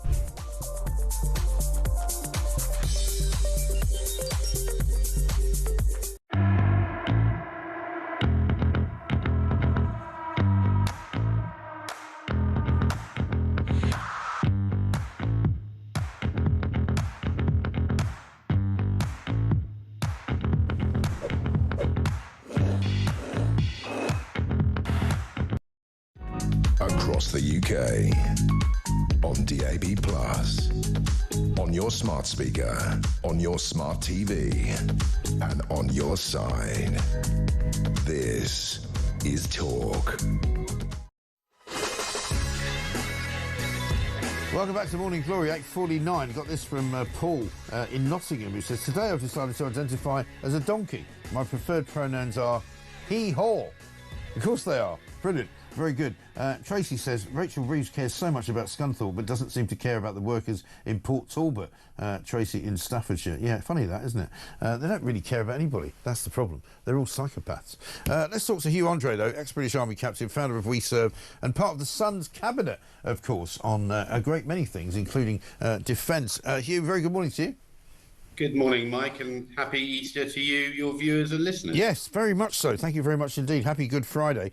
We're here, of course. Some people don't work on a Good Friday, but we do. Military families are going to see improved housing after John Healey vowed to stop the rot in their accommodation. You've spoken about this before. We've spoken about it many times. That there's an awful lot of what you might call dilapidated accommodation and substandard accommodation that our troops have to put up with. This is good news, isn't it? Yeah, I mean, any initiative, Mike, that's going to benefit those who are serving and their families, and of course our veterans, it is always welcomed. But so many times we've heard this before. Military accommodation and property, in not all cases, but in a lot of cases, is really third rate. A lot of the property was sold off many years ago to a private property investor, where of course it was fixed up, done up, and we had situations, for example, down in Pirbright, where we had serving men and women living in, frankly, disgraceful accommodation with broken windows, holes in the roof, leakages, damp, etc. Yeah, and across the other side of the road was these beautiful manicured gardens with lovely houses, all with double glazing, etc., sustainable and in great, well, frankly, in a great state, but with non-military personnel, civilians living in them. Yeah. So, look, we welcome any initiative, but again, how long do these initiatives last? Yeah. Because I think Al Khan's is doing a really good job as the Veterans Minister. Yeah. I applaud him for that. I've been quite impressed with his and Labour's initiatives. But you have to ask yourself, do they have the resources and the firepower to see them through? Yes. And that's where I question. Yeah, no, I mean, I think Al Khan's was on this show a week or two ago, and he was very helpful to us when we asked him a question about one particular army serving soldier's father who's been trying to check out what's been going on in the investigation into the death of the Red Caps. I'm aware of that. And he actually, agreed to meet him and said, please pass on my message and please tell him to come and have a meeting. So he's obviously, his heart is in the right place. But I mean, we're supposed to be, are we not, upping the expenditure on the Ministry of Defence and on defence in general? So surely you would like to think that the budgetary requirements, if they're not there now, will be there soon. Well, yeah, and people are hemorrhaging. They're leaving because they're just not being looked after. Back in the day, a serving soldier, sailor, airman, or woman, if they were married and had family, their families got medical care. They don't anymore. Only the serving member does. Yeah. That's inexcusable. Right. We should be looking. The UK should be the best country in the world to be either in the armed forces or indeed a veteran. And of course, I speak on behalf of veterans. Yeah. But I'm a passionate believer, and I know you are, and thousands, millions of others too. If you served in the armed forces and you signed that contract of unlimited liability, you should be entitled to housing. You should be entitled to healthcare provision. Yeah. You should be entitled to training when you leave military service. Yes, and I mean that's what you're taking up as well with your former job as a recruitment specialist in getting people out of coming out of the armed forces into work. With We Serve now, that's really one of your missions, isn't it? Yeah, 100%. And we're focusing on employment because when we surveyed 200,000 veterans, that was right up there as a priority. And of course, you know, we need to earn, don't we, to pay our rent, our mortgages, feed our families. So we're going to be kicking off some really impressive programs very, very shortly in the technology, construction, that's house building and property management space. Yeah. And effectively, we are partnering with private companies, and we're going to be offering not just hundreds, but thousands of opportunities for veterans to get retrained, upskilled, and fill the gaps, you know, in the UK workplace that currently exist.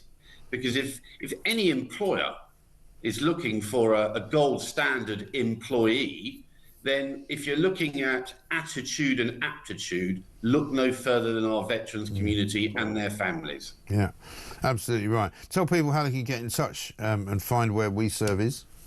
Yeah, no, we're online, and it's we-served.com. We-served.com. We're very active on TikTok for the younger generations of veterans, the sort of 20 to 40-year-old. TikTok, Instagram, YouTube also. Please take a look at what Danny and Alex are producing. And then, of course, for us older duffers, there's Facebook and LinkedIn, etc. Right, good stuff. Hugh, good to see you. Have a great weekend. Have a good Easter. Thank you very much indeed. Hugh Andre, ex-British Army captain, founder of We Serve, and that's where you want to go if you are a former member of the armed forces and you're looking for some help, even if it's not to get a job, but just to get a few good things happening in your life. Let's get a quick voice note from Belinda on the NHS. I have gone on since August last year waiting to be treated. I've gone around in a whole circle from 5 different departments. I now went back to my doctor last week, and now I'm waiting to see what they're going to do about it. It's just unbelievable. Yes, I've come off the list because they don't know what to do. They don't know what they're doing. Good show, Mike. Belinda, thank you very much indeed. You're absolutely right. And I know this to be true because, Belinda, I get messages like this all the time, and I get people calling in and leaving me notes and leaving me texts and sending in emails all about the trouble they're having trying to get an appointment which has already been made, but then cancelled, then remade, then cancelled. And as you say, they don't know what they're doing. Let's talk to Anne, who's in Sussex, about the trans business. Anne, a very good morning to you. Good morning to you, Mike. What can I do for you? Everyone says a good show. Thank you. Mike, with this new ruling, does this mean that schools and colleges will actually change what is going on in the classrooms? I would think, especially the academies, it's been going on for over 6 years, telling girls, little ones, they can be a girl or a boy. Right. And will that stop? And also, will the I know there's so much work to be done in the health service, but will the companies that have made a fortune going round all the organisations, health, education, councils, that made a lot of money retraining their thinking on all this, can we get rid of them? Well, I'd like to think so. I mean, somebody sent a tweet to me the other day, yesterday I think it was, saying, well, what do you do now if a boy in a dress wants to go and use the girls' toilets in school? Well, first of all, you tell him not to come to school in a dress, don't you? Well, you know, a few years ago I had a battle with the changing the loos to unisex, right, and the girls were really upset. Of course. It's their safe space. I did cheat. I went to my Muslim friends because I knew they wouldn't have it. Right. But I still think the academies have brought in those single-sex loos. Yeah. I think that's the problem, and this is where we're going to see where how deep this has actually got and how far it's gone and how much it has to be unpicked. But listen, I really appreciate your call, and thank you very much indeed. Anne in Sussex there. Russell says this in Derbyshire: as we are currently on the Easter holidays, how many public sector employees, I could have said workers, but will be off next week with stress following the Supreme Court's ruling on women? They won't have a clue how to deal with reality and the truth. Jenny in Oxford says, Mike, 50% of the population are women, yet a minority of men sought to erase their biological rights. Pure sexism at large. And Lisa says, morning, Mike, I truly believe if Trump wasn't president, this ruling may have gone another way. I think that's right. And talking about the NHS, we'll continue this in the next hour. We're going to talk to John Redwood, who's got a lot of things to say, I presume, about not only this story, but about the British Steel story as well. Russell says this, this is from Jim, who says, I took my wife to hospital for an appointment, but was told it was cancelled on the app. She then was offered an alternative appointment 10 minutes later. Then that was cancelled, but they told her she wasn't allowed to move it herself and had to email the central booking office, which would take around an hour, as management wouldn't allow it. I just don't believe it. Yeah, there's so much jiggery-pokery going on with the way that these hospital appointments are being handled, the way that doctors' appointments are being handled. They're now telling us that if doctors are going to solve the problem, they're going to take 2 million people off the waiting list. They're going to send them all to the GP. God knows how they're going to find an appointment there. But if they get to the GP will say, you don't really want to go to hospital, do you? And you'll go, well, I don't really know. I'm not really an expert. You're the expert. He'll say, no, you don't need to go. You'll go home. He'll be handed 20 quid for the privilege. Absolutely incredible stuff. That's how they're running the National Health Service. This is Morning Glory. We'll see you after the news.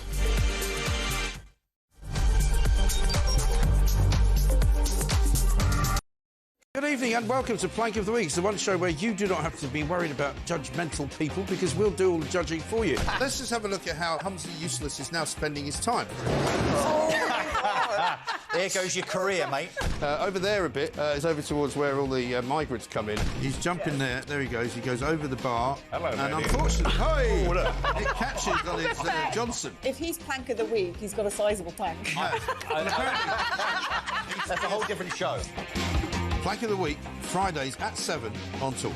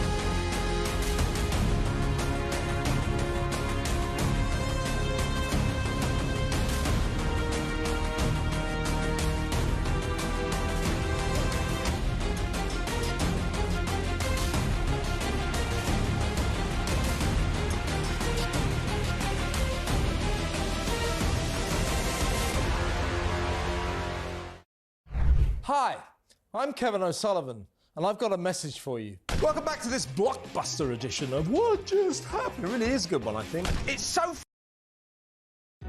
Across the UK, on DAB+, on your smart speaker, on your smart TV, and on your side. This is Talk.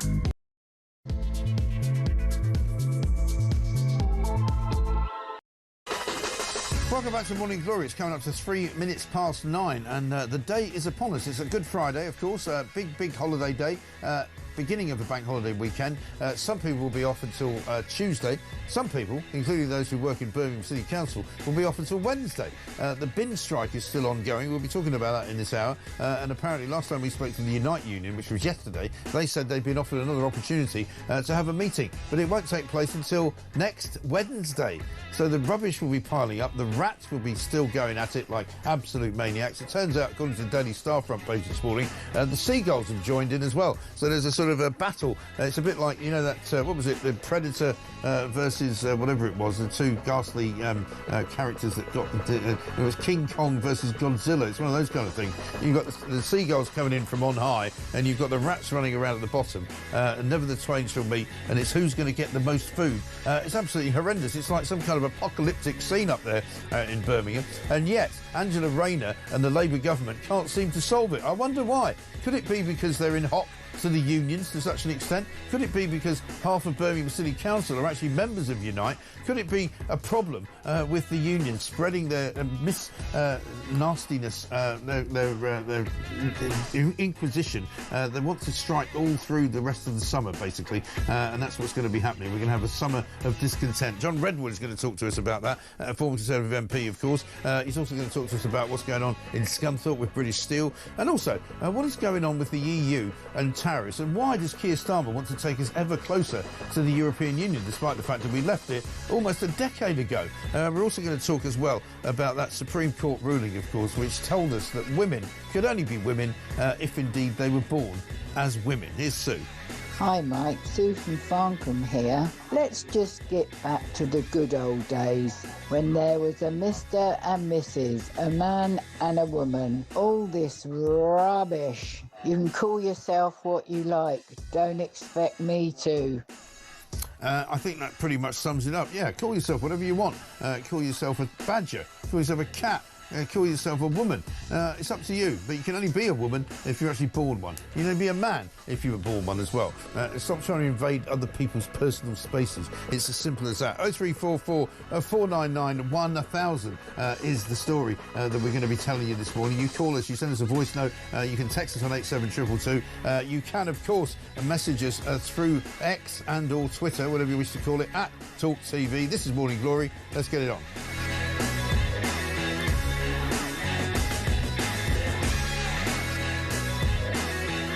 Coming up, we're just about to speak to John Redwood, Sir John Redwood. Andy from Chadderton says, this great show is over. Just a thought. Can you imagine how many men would be identifying as women had the retirement age for women still being 60 and hence being able to claim the state pension? I would, and maybe you would too. Happy Easter.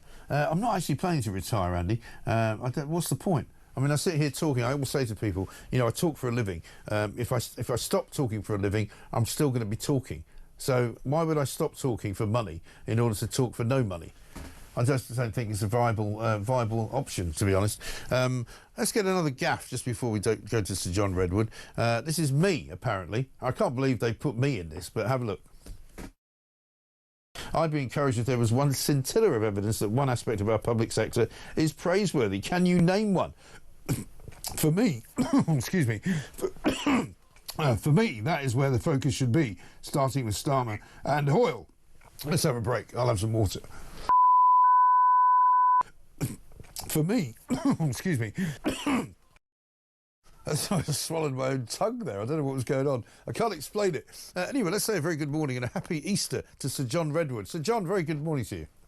Good morning, Mike. Good morning to all your listeners and watchers. And I don't think that was a gaffe at all. Well, I mean, got something in the throat. So yeah, exactly. I'm very sympathetic to you on that one. Thank you very much. I mean, when you and I know, we talk an awful lot. I mean, you in the House of Commons, as you used to do, me and at various select committees, me here. You know, there comes a time occasionally where the voice just doesn't work for one reason or another. But there we are. We can all get something in the throat, and people should be sympathetic. Yeah. And yes, a glass of water and a pause, and you're on your way. Exactly. I think you're doing a great job. Sadly, my production team have obviously decided to punish me and humiliate me in front of everybody. But never mind. Let's talk about British Steel for a moment, shall we? Because we started off this week actually asking the question: has Labour really saved British Steel? To which my answer was, I don't think they have. I don't think they know what they're doing. I don't think they should be putting Jonathan Reynolds, a man who's literally never run a Welk stand, in charge of one of the great big industrial companies of this nation. Well, I think that's right. And I was responsible for a rolling mills once as a executive chairman of a group of companies. Very difficult things to organise well. You must put safety first. You've got to have very good relationships with your customers. And you've got to have affordable energy. And in recent years, we've seen our steel industry priced out of world markets by these crazy dear energy policies that Mr. Miliband wants to make far worse. And what we're now doing is the government purports to control this business, but it doesn't own it, and it hasn't taken out all of the people that it's inherited. Now it's trying to override what the management was doing. And they don't answer any of the basic questions. These are two very old blast furnaces. How long are they going to last? When do they need to be relined anyway, when you have to switch them off and have quite a long gap for heavy maintenance? What are they going to do about the excessive prices because of the excessive prices of the energy that steel is made with? The Chinese are so much cheaper because they're burning cheap coal, and we have dear energy with carbon and emission taxes and all the other obstacles that have been placed. Yes. There is no business plan. I think it's terrifying for the taxpayer. I want to save a main steel industry in Britain, and I think it's right. We need to be able to produce virgin steel. But you've got to be realistic about the assets you're taking over, and you should take them over in an open and straightforward manner and tackle the underlying problems, which this government's not doing. It's just a set of stunts saying, aren't we marvellous? We spend a lot of your taxpayers' money to deliver some coal to the works. Right. Well, anybody could do that if they got the Treasury checkbook in their back pocket. But what you've got to do is say, what is the business going forward? Who are we selling this to? What are the prices? How are we getting the costs down?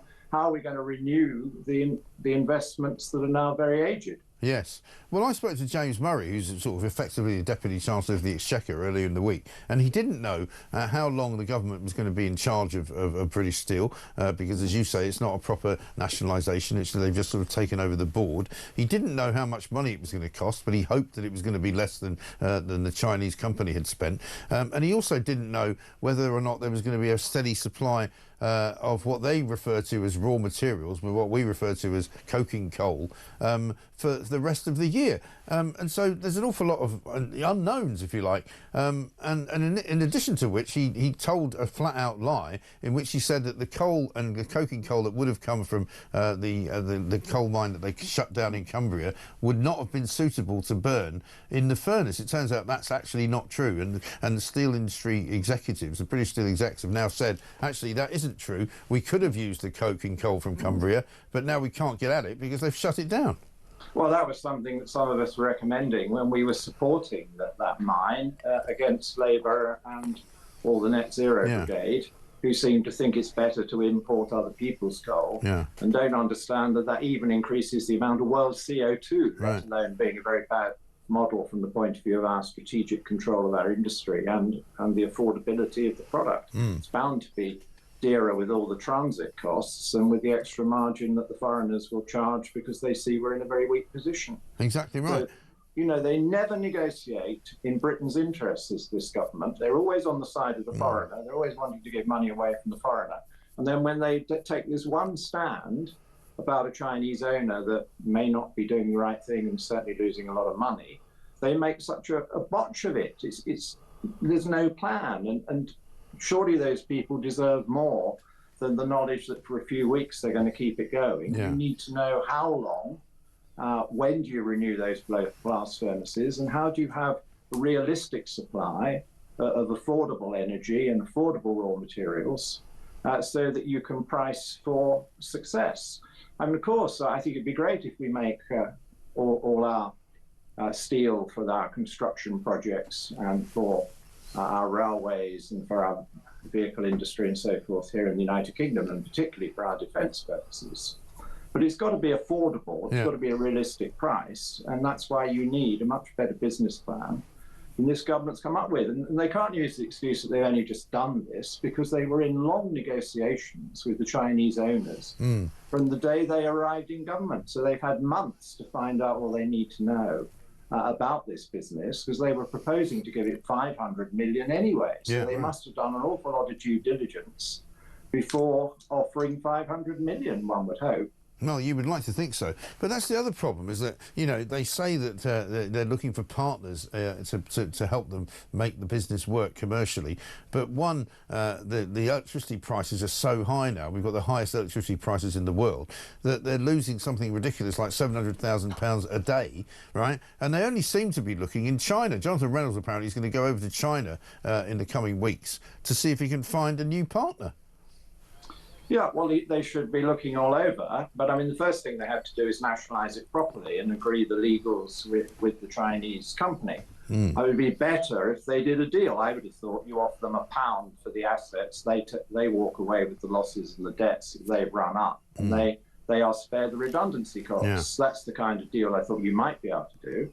But if you can't do that, then they would consider presumably legislating to impose that. And then the taxpayer's got a sporting chance if all the debts are cleared and if we haven't paid anything for the assets.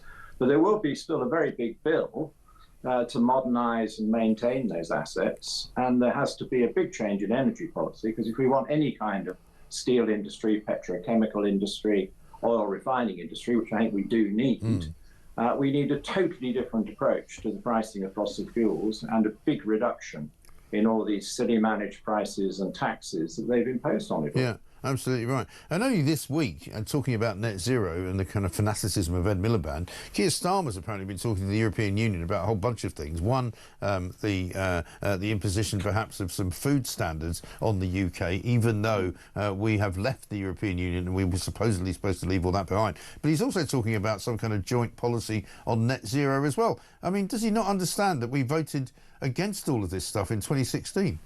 Well, clearly not. And he doesn't understand that his two policies are pointing in different directions, because he's trying to pose with his industry secretary as the friend of blue-collar, better-paid jobs in industry in Britain. Well, good for him.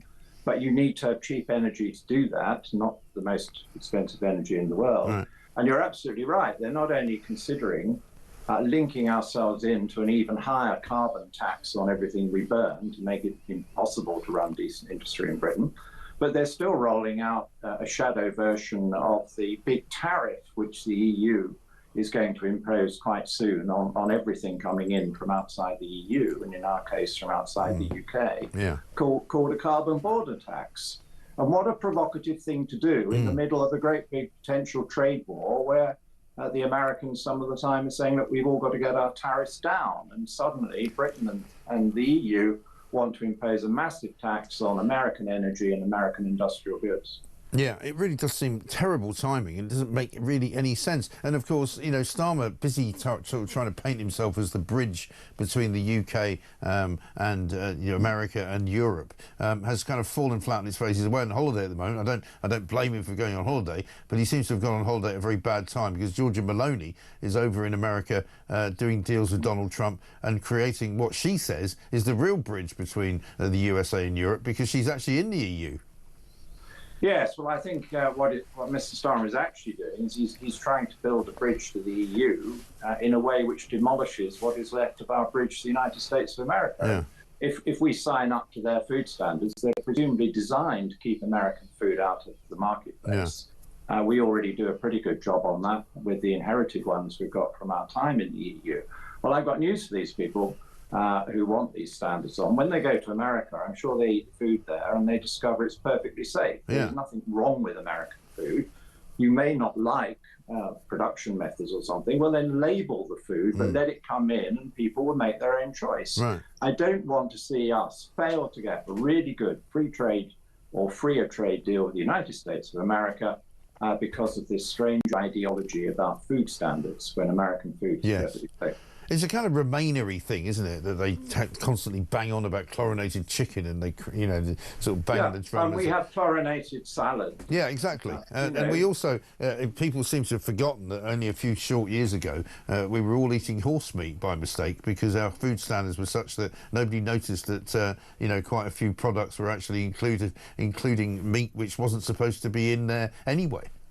You know, I agree. And when I go to have a swim in the swimming pool, I'm very glad that it's chlorinated water, even if a little drop got into the wrong place. It doesn't actually do any damage. So we've got to be realistic. And as I say, I'm a great believer in choice, no tariffs or low tariffs, so we can have more trade. But I don't want to make anybody buy something they don't want to buy. If people don't like American products, then they won't buy them. There's a lot of EU products I don't like. I don't buy them. I don't think they should be banned. Yes, no, quite. The market, as ever, should be the one that decides, you know, what we do and what we don't do. I mean, we have freedom of choice, hopefully, although I'm sure the Labour government would like to take it away from us. One final thing for you, Sir John. We're being told there's a summer of discontent coming, which I fear is probably correct. You know, the unions are sort of beating their breasts and rising up to take on the Labour government because they know basically they'll get what they want. Teachers are looking like they're going on strike. The bin strike in Birmingham is likely to spread to other parts of the country and could go on until Christmas. We've got rail strikes coming. We've got civil service strikes coming. NHS probably as well. Have we gone back to the 70s?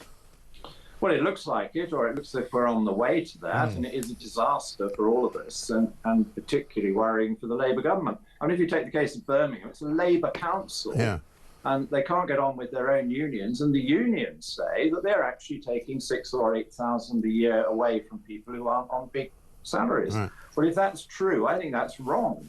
So it could be that it's the Birmingham managers and councillors who are getting it wrong, as well as the union there. But then when you go to the railways and you see the government giving in massive pay awards to quite well-paid train drivers for no productivity gains, you have to say, come off it. I don't mind people getting paid good sums of money, but they've got to earn it. Right. And where there are productivity plans, they should implement those. And we need to have that realism in the public sector so that, yes, we have a better paid workforce, but we have a more productive workforce, so that we don't end up with a colossal and unaffordable bill for taxpayers. Yeah, absolutely right. So, John Redwood, thank you very much indeed. Have a great Easter. Enjoy the weekend. Former Conservative MP, of course, a former minister in various different cabinets as well. Let's get a quick voice note from Lisa on the fat pill. Morning, Mike. It's Lisa from Canterbury. I had to phone in because you're talking about the Ozempic. I think a lot in the UK are talking about Ozempic, but actually the main one in the UK is Mounjaro, which is the kingpin of weight loss, far more than Ozempic. But there's two things here. One, it is privately paid for. As you know, it's not free on the NHS. We know because we're absolutely delighted to say we've been taking it and between us lost 2 stone in 6 weeks. We have other people that we know, lots of people that we know are on it, and I can categorically say it is not a miracle where it melts off overnight. All it does is stop any food noise and it reduces your thoughts on having, let's say, another snack or another meal. And I think people need to realise it's actually not that simple. It's not just move more, eat less. Lisa, thanks very much indeed. Yeah, interesting. I mean, she's taking the current pill, current jab, I should say, that's available. I think for some people on the NHS it is available, and a lot of people I know are asking how they can get it, but they're not obese enough, if you know what I mean. They say they don't qualify, they can't get it free on the NHS, and they don't know where to go. Other people tell me you can buy it privately. All sorts of things are being offered to people online, some of which are not safe and shouldn't be done. You shouldn't buy it online unless you've got a doctor's supervision order. Basically, doctors say that you shouldn't take it at all unless you're under the orders of a doctor who can monitor exactly how it's going. But as Lisa said, it's not a one-size-fits-all. It's not a magic bullet. It's something that you have to sort of work on, but it kind of just basically reduces your appetite, as far as I'm aware of what people tell me. This from Bill in Crowborough, who says, looks to me like the NHS has found another way of massaging its figures. Do they show how the waiting list figures are reduced, or just show how many? Cancellations clear very easily, or am I a cynic? Enjoy your show as ever. Well, I think you don't need to be a cynic. That's exactly what they're doing. They're literally just removing people from the waiting list and then saying, we've reduced it. Well, yeah, you've reduced it by taking people's names off it. Mike, says David, 2 years on the waiting list for a complete knee replacement, 3 pre-op appointments later. If you're not seen within 6 weeks of a pre-op appointment, it's invalid. Now waiting for another one. What an absolute waste of money. These are just smoke and mirrors to make the government's figures look good. Have a great Easter. Absolutely, David, thank you very much indeed. Everybody who's involved in the NHS knows what's going on. Pulling the wool over your eyes, you know, and they're trying to tell you that they're fixing the NHS, they're making it more efficient, they're making it easier for you to get an appointment. Not true. They're making it easier for you to see a doctor. Not true. They're making it easier for you to get less time waiting on a waiting list. Also not true. You know, the whole business of government right now is a complete and utter exercise in lying. How many lies can you tell before the close of play? That, I'm afraid, is a pretty despicable way to run a country. 23 minutes past 9.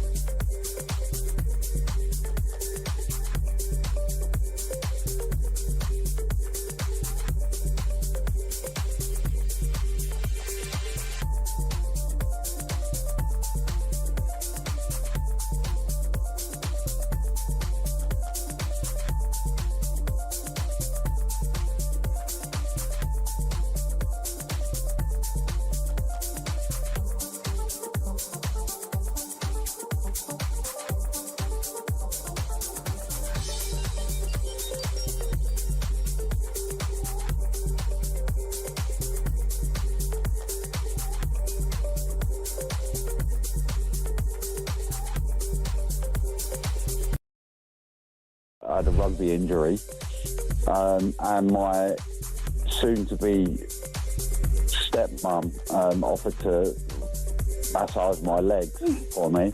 And to cut a long story short, I'm now in a relationship with my what was stepmom, and I had to break that to my dad. The news to my dad that I was, you know, squaring his wife away.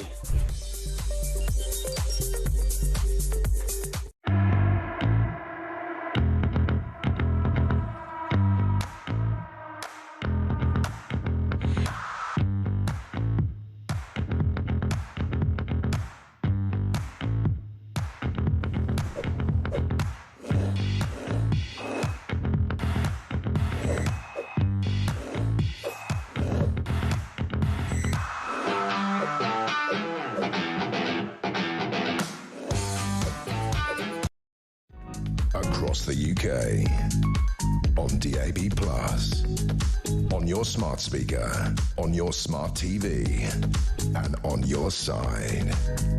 This is Talk.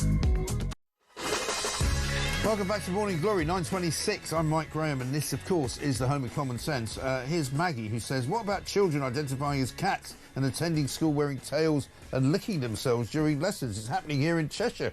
Will it stop? Blimey. Crikey. Sarah in Birmingham says, morning, Mike. Happy Easter to you. Our bins have been collected. A man driving the wagon and 2 women dragging the bins and loading them into the back. Thank you, ladies. Well, we're going to talk to Timothy Huxtable in a moment, who's a councillor in Birmingham. We'll find out if that's a go, and if in fact it turns out indeed that bins are being emptied. That's got to be good news. Let's get a voice note first from Phil. Morning, Mike. It's Phil from Sutton Coldfield. I had a terrible nightmare last night. I dreamt that you left talkTV to go and work for The Guardian, with your replacement being James O'Brien. I woke up in a terrible cold sweat, shaking. Anyway, I love the show. Keep up the good work, and a happy Easter. A happy Easter to you. Crikey. What a nightmare that would be. I've been told off now by Barry. It says, please stop saying Happy Good Friday. As a Christian, I find this upsetting because we remember that our Lord died on this day. Can we have some respect? You can say Happy Resurrection Sunday when we commemorate our Lord rising from the dead. Well, hang on, Barry. I mean, surely you're happy on Good Friday because you know that although the Lord died on this day for you, he's going to be resurrected on Sunday. You already know it's going to happen, so you can still be happy about it. I don't wish to show you any disrespect at all, but I'm just saying Happy Good Friday because not everybody's a Christian, and it's called Good Friday, so I'm noting that it's Good Friday, and I'm saying a Happy Friday, as I would always do. Happens to be Happy Good Friday. I could say Happy Long Good Friday if I wanted to talk about the movie. I don't think I'm being disrespectful. You know, the Lord is risen on Sunday. He dies on the cross for your sins on Friday. You know, it's a miracle, basically. I think we should all rejoice. It's 28 minutes past 8. Let's talk to Councillor Timothy Huxtable. Timothy, very good morning to you. Good morning, Mike. How are you? And very good happy Easter to you, if I may say so, without offending anyone. Thank you. Listen, we have just had a note there. You might have heard some bins are being collected in Birmingham. I don't know whether that's a breakthrough or whether that means this strike is beginning to come to an end. But I guess that's probably wishful thinking on my part. I see a piece in the Sun this morning saying the strike could go on until Christmas. I've heard the same thing. My bins weren't emptied yesterday. And yesterday was my normal collector day, so it's sitting outside my home as it has been for some considerable time in March and April. They did get emptied last week, but I was going to say, when was the last time they got emptied? Yeah. So they emptied them last week, but I mean, does that mean in your street there's no sort of surplus rubbish? It's just what's in the bin. Yes, all the fly tipping black bags have gone, but I've got some very responsible residents who don't tend to fly tip in my ward. Right, okay. And is that the issue then in many ways? I mean, because we've talked about this issue now for probably the best part of the last 2 weeks. Is it certain places, certain wards, if you like, that are worse than others? Some wards are affected more than others, but I have heard that other councils have been coming in to help clear the streets. Conservative-controlled councils, I hasten to add. So a resident told me that someone from Dudley City Council was clearing the excess fly tipping from their road yesterday. Yeah, interesting. I mean, I spoke to the representative from Unite, one of their officials, yesterday, and he said that, you know, he basically went to a meeting, the most recent meeting a couple of days ago with Birmingham City Council, and he said they didn't even have an offer to put on the table. There was no offer at all, so there was no point in having a meeting. And when I said to him, when are you having another meeting, he said, well, they've offered us another meeting, but not until next Wednesday. Yes, I think they're taking Easter off. But they have been doing some of the things the Conservative group on Birmingham have been suggesting they're doing. So I've already mentioned other councils coming in to help Birmingham and collect waste from the streets. That's been happening. They have finally gone along with our suggestion to scrap their rat tax. Right. I've talked about this before. The tax they put on the residents of Birmingham to employ pest control officers. Yeah. Temporarily scrapped it for rats in homes and in gardens. Right. So that's very positive. That's common sense. Again, too little, too late. Right.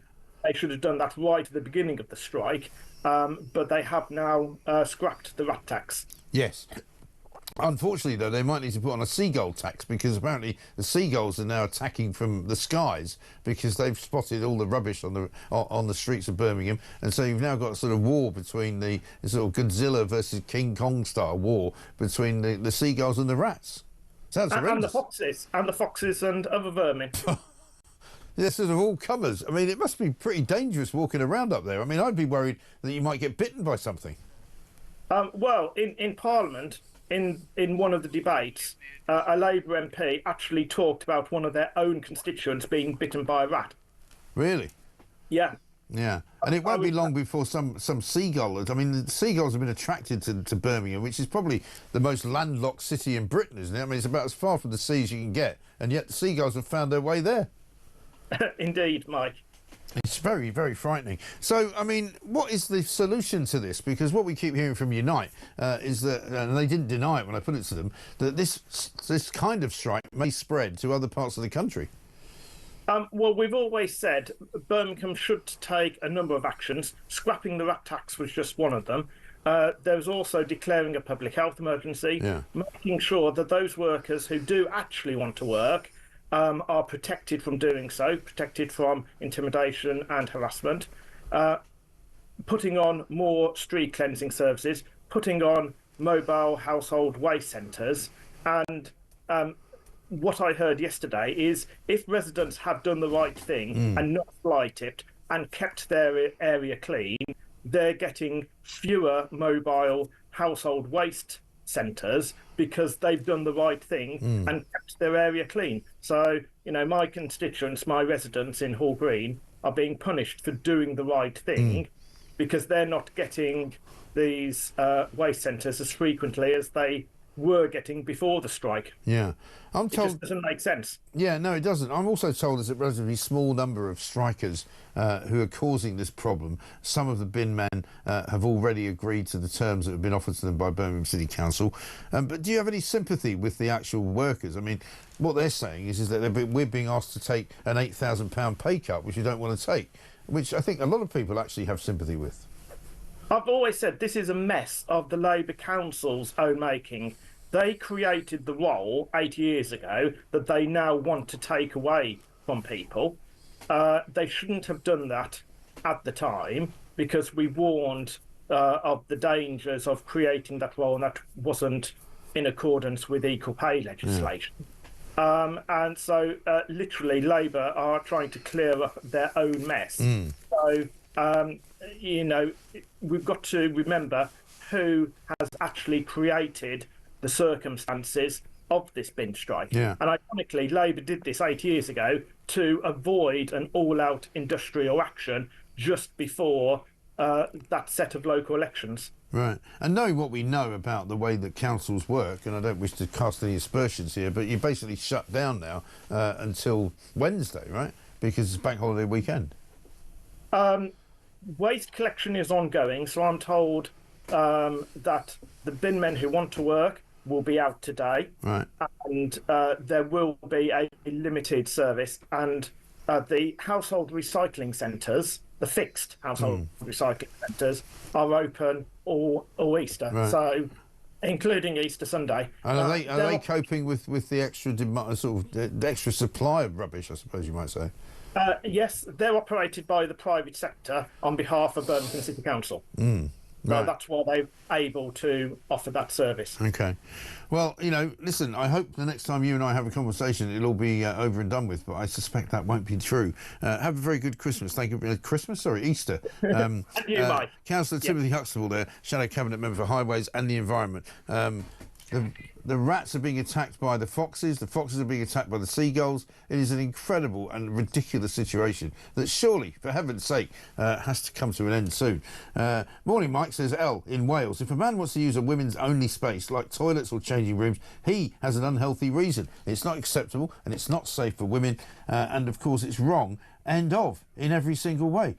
Peter says, good morning, Mike. The women's rights ruling is a victory for common sense. Shame it took so long and cost so much to state the obvious. Trans people are in a minuscule minority, and like most minorities, they seem to shout the loudest. Live and let live. Get on with your lives without trying to mess up other people's lives. Very well said.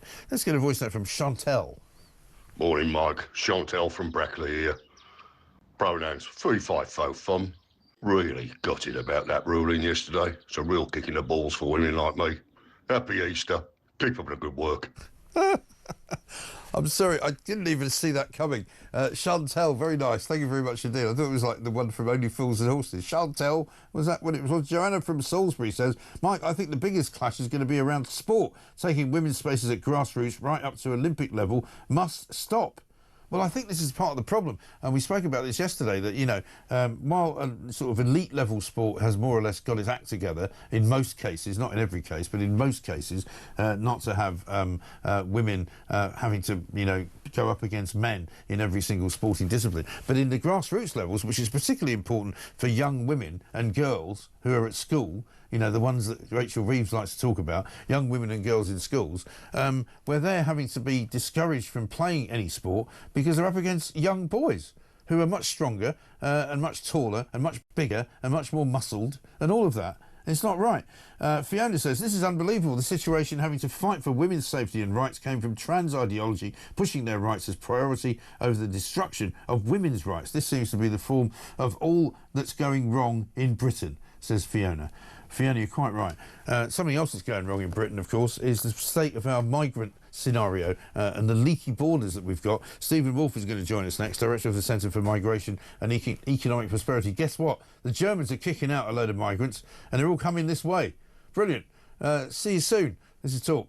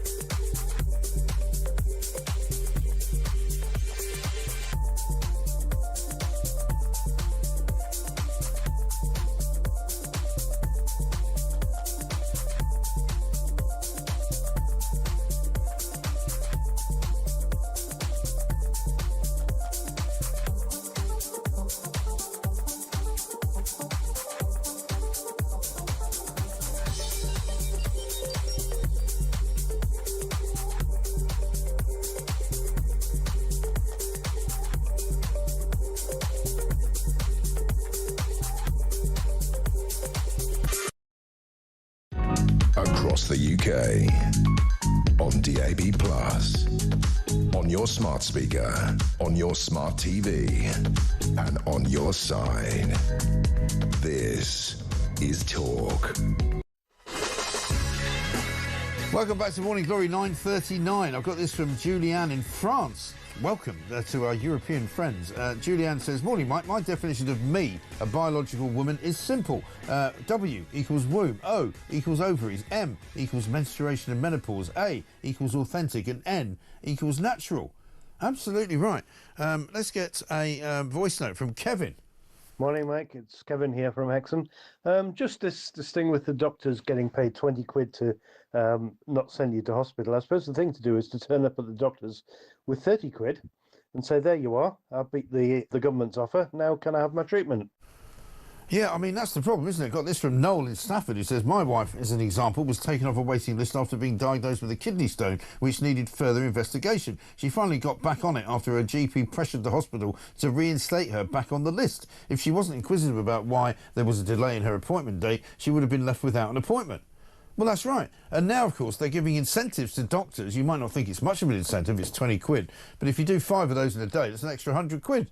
You know, do 5 of those in a day. And if you're working 5 days a week, I know most doctors don't, that gives you an extra 500 quid a week, you know, which you don't have to be told is worth quite a bit of money once it all starts to add up. And one from Damon in Wigan. Last October, I was dragging my right leg behind me. I went to the doctor, immediately printed an urgent fast-track letter for me to take to A&E for my MRI scan. I showed reception the letter, and I was told to sit and wait. 19 hours later, 19 hours, 19, later, I had my MRI scan and was sent right back, right away to the operation theatre and had bones taken, and I've been left with a very weak right leg right now. Blimey. 19 hours in the A&E. That's unbelievable. And you can't eat anything either. That's the other problem. I mean, this is what people have told me that I've been speaking to lately who have had dealings with the A&E departments of local hospitals around the country. People, friends of mine, relatives of mine, have been sitting, and the minimum wait in many of these places is about 8 hours. So don't tell me that the bleeding Labour government is fixing the NHS, because it isn't. Let's get another gaffe. It's time to give Kevin O'Sullivan another run out, I think, because those of you who may not have seen it in the first hour of the show may well wish to watch it again. This is when Kevin interrupted the Jeremy Kyle show. Said Toby Carvery. Kevin O'Sullivan walks in. He likes to go to a carvery with his wife, and they get, oh, he's striding in. Striding, come on, O'Sullivan. Have you ever been? I've never been to a carvery. You have, haven't you? It's right up your street. Yeah, really. Champagne socialist. Yeah, but not carveries aren't champagne socialists. Carveries are for cheapos, aren't they? Thanks, Kev. So, have you been to a carvery? Kevin O'Sullivan thinks you're a sheepan. What do you think of Weatherspoons? What were you guys doing at 5:30? Because you had a real spike, story-wise. We're on air. We're on air. Now? Yes, we're on air, Kev. Brilliant. Oh, you really? Oh, three, I love him. He's like your uncle at a wedding. Yeah, apparently Kevin didn't know that the red light that sits above the door of the studio signifies that the broadcast is actually going out live. He's only been doing this for, I don't know, what, 7 or 8 years? And before that, he used to spend most of his life in radio and television studios as a pundit because he was a TV critic. But when he was asked about why he didn't know about the red light, he said, that's for geeks and nerds. That's what he said. Can't help you. Plank of the week coming up a bit later on. We'll have a clip from that coming up too. But first of all, let's talk now to our friend in the migration business. I mean, I say that kindly. Stephen Wolfe, Director of the Centre of Migration and Economic Prosperity. Stephen, very good morning to you. Good morning, Mike. And see, I have to go to carveries because I'm not in the top end of the migration business. We're obviously making huge amounts of money in the NGOs. Yeah, well, I'm amazed that you don't get there and find out that it's actually packed out with migrants who've been taken there on a coach to be given a free carvery lunch. If you try and book into one of the top restaurants, you just can't move for chief executive of NGOs. Yeah, I know. Serco all over the place. Right, table for 15. This is a news story. It's a talk exclusive. Britain is going to face a new and fresh migrant crisis because a German court recently has ruled that single healthy male migrants who have been granted asylum in Greece can be deported back there.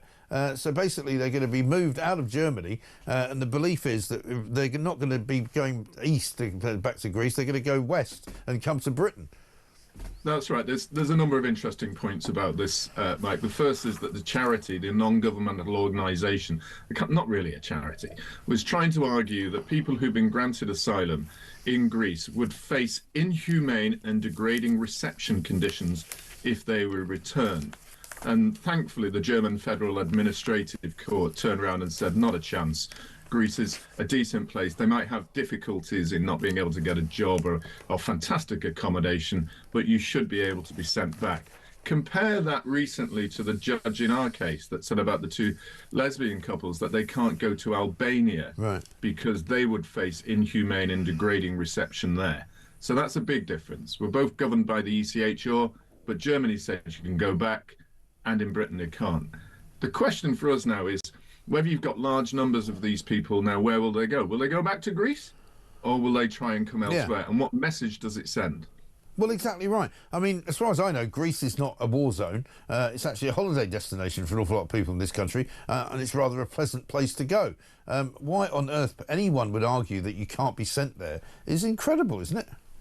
Oh, it's just nonsensical. And I think one was a Kurd and one was a Syrian on this, and sorry, one was Ghazean and one was a Syrian. Right. And they're trying to say perhaps they weren't getting a nice holiday resort place in Greece, and perhaps that's the sort of thing that they're going. The reality is these non-governmental organisations, these so-called charities, are representing the asylum applicants, are trying to find any excuse whatsoever in order to keep them in the country that these people have decided they want to stay in. And that is not what the principle of the UN Refugee Convention was about. It's not the principle of the European Court of Human Rights. It was about us being able to help people in countries where they land, not to give them a choice of which free holiday resort or place they want to go and stay to get a nice job. No, exactly right. And that's why the whole thing has been so completely and utterly misused and misappropriated, I suppose, for want of a better word. I mean, there's no doubt, and I was talking to somebody about this yesterday, Douglas Murray was on with us, and I was talking to somebody about him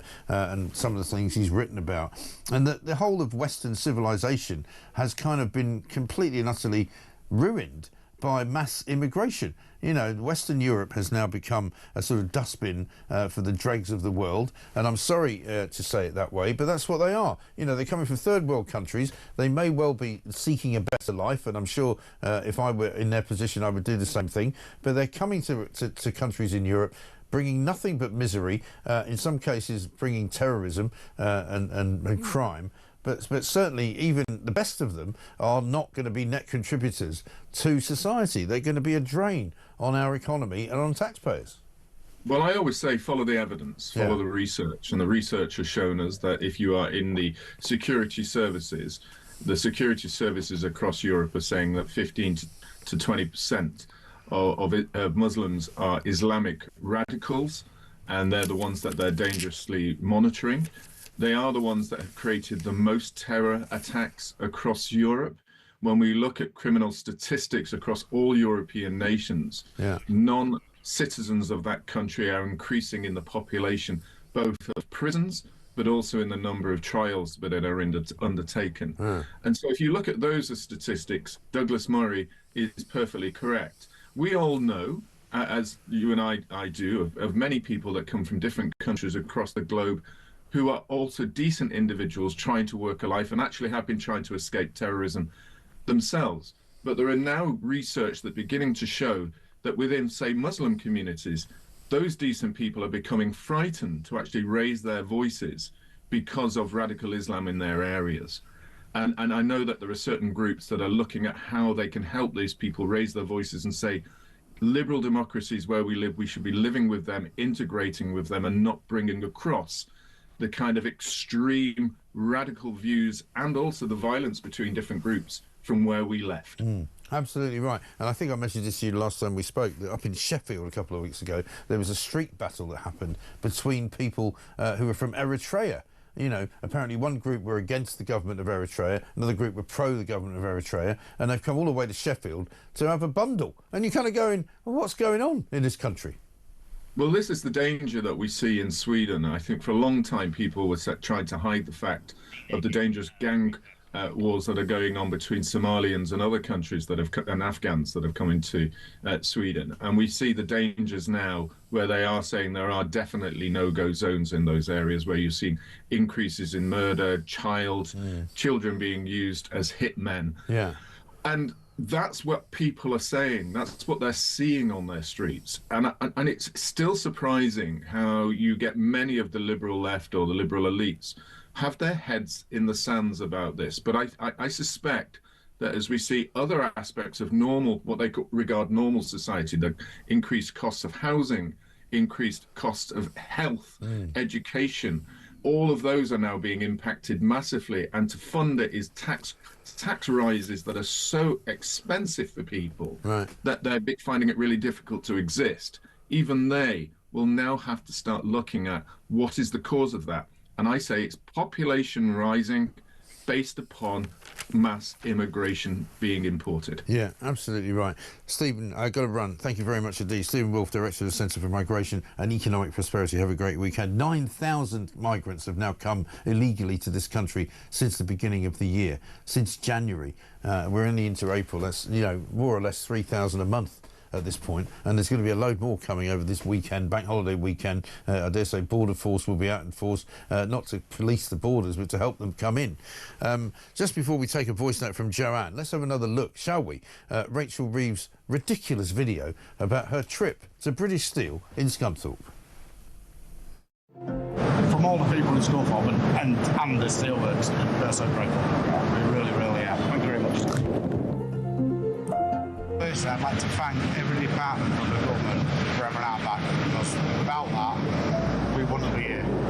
Come June, we wouldn't be here if it wasn't for yourselves. So we really, really appreciate it. Well, actually, we wouldn't be here if it wasn't for the workers. We were able to step in at the weekend and save steel here in Scunthorpe, but only because we were sure there was something to save. So we're really grateful to you, and the country's really grateful. I'm smiling, very grateful.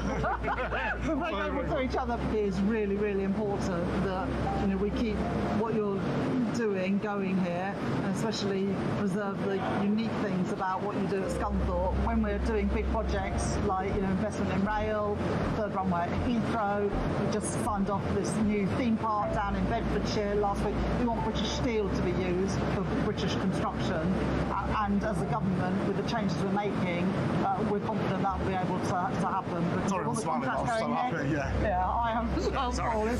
Yeah. Yeah, we know how to do the new Rachel Reeves impersonation. You just keep your teeth together and don't do anything else. Just speak like that. Oh, it's all over British Steel. British Steel. I'll leave it to Joanne to critique that. Morning, Mike. Joanne from Norfolk. So on that cringe video of Rachel Reeves, why is that guy thanking the government for their intervention? For one thing, the money that's being used to bail out the steelworks, which arguably has been destroyed by governments collectively, is our money, his money, your money, my money. Why do people go, oh, thank you to the government? The government are doing nothing. It's our money that's doing everything.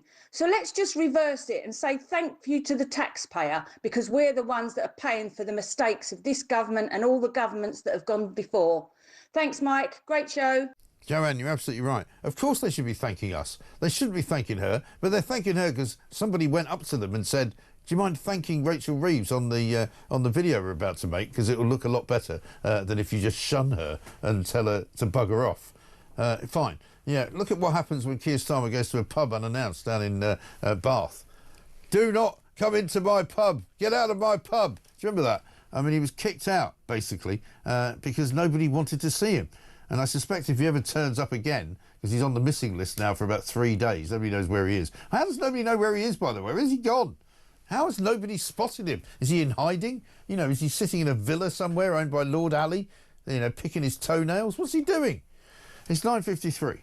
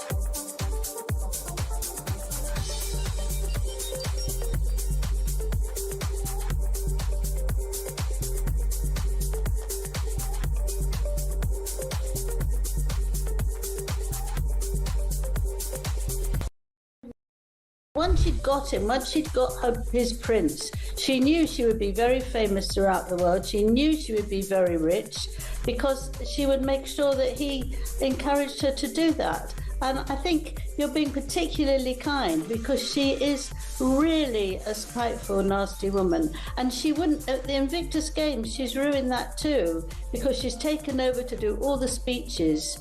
You know, she starts having a kissing game with him so that they get the cameras onto her.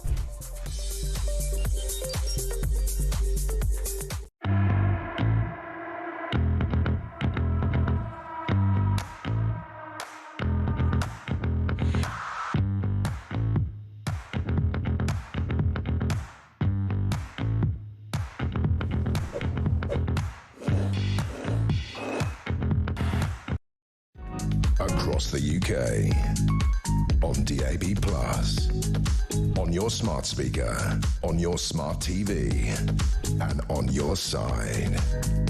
This is Talk.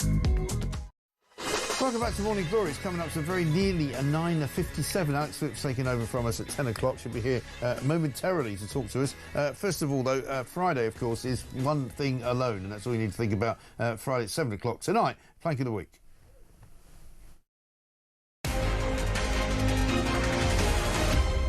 Every time I say this, even he raises his eyes. I remember 1979, and I'm telling you, that will spread to other councils because the Labour Party is financed by the unions, and when you give one a 30% rise, they all want it. There will be shortages of electricity and blackouts and all. I tell my kids, and they go, "Don't do it." I'm telling you now, it's going to happen. We're already talking this week this about is always what Labour does. A summer of discontent is coming. The teachers are going to go on strike. The NHS are going to go on strike. But of course, train drivers. There is a solution, Mike. And the solution is, of course, we've got 6 million people unemployed, and we've got tens of thousands of asylum seekers in hotels at the taxpayers' expense. Why don't we send them out on the streets of Birmingham to clear the rubbish?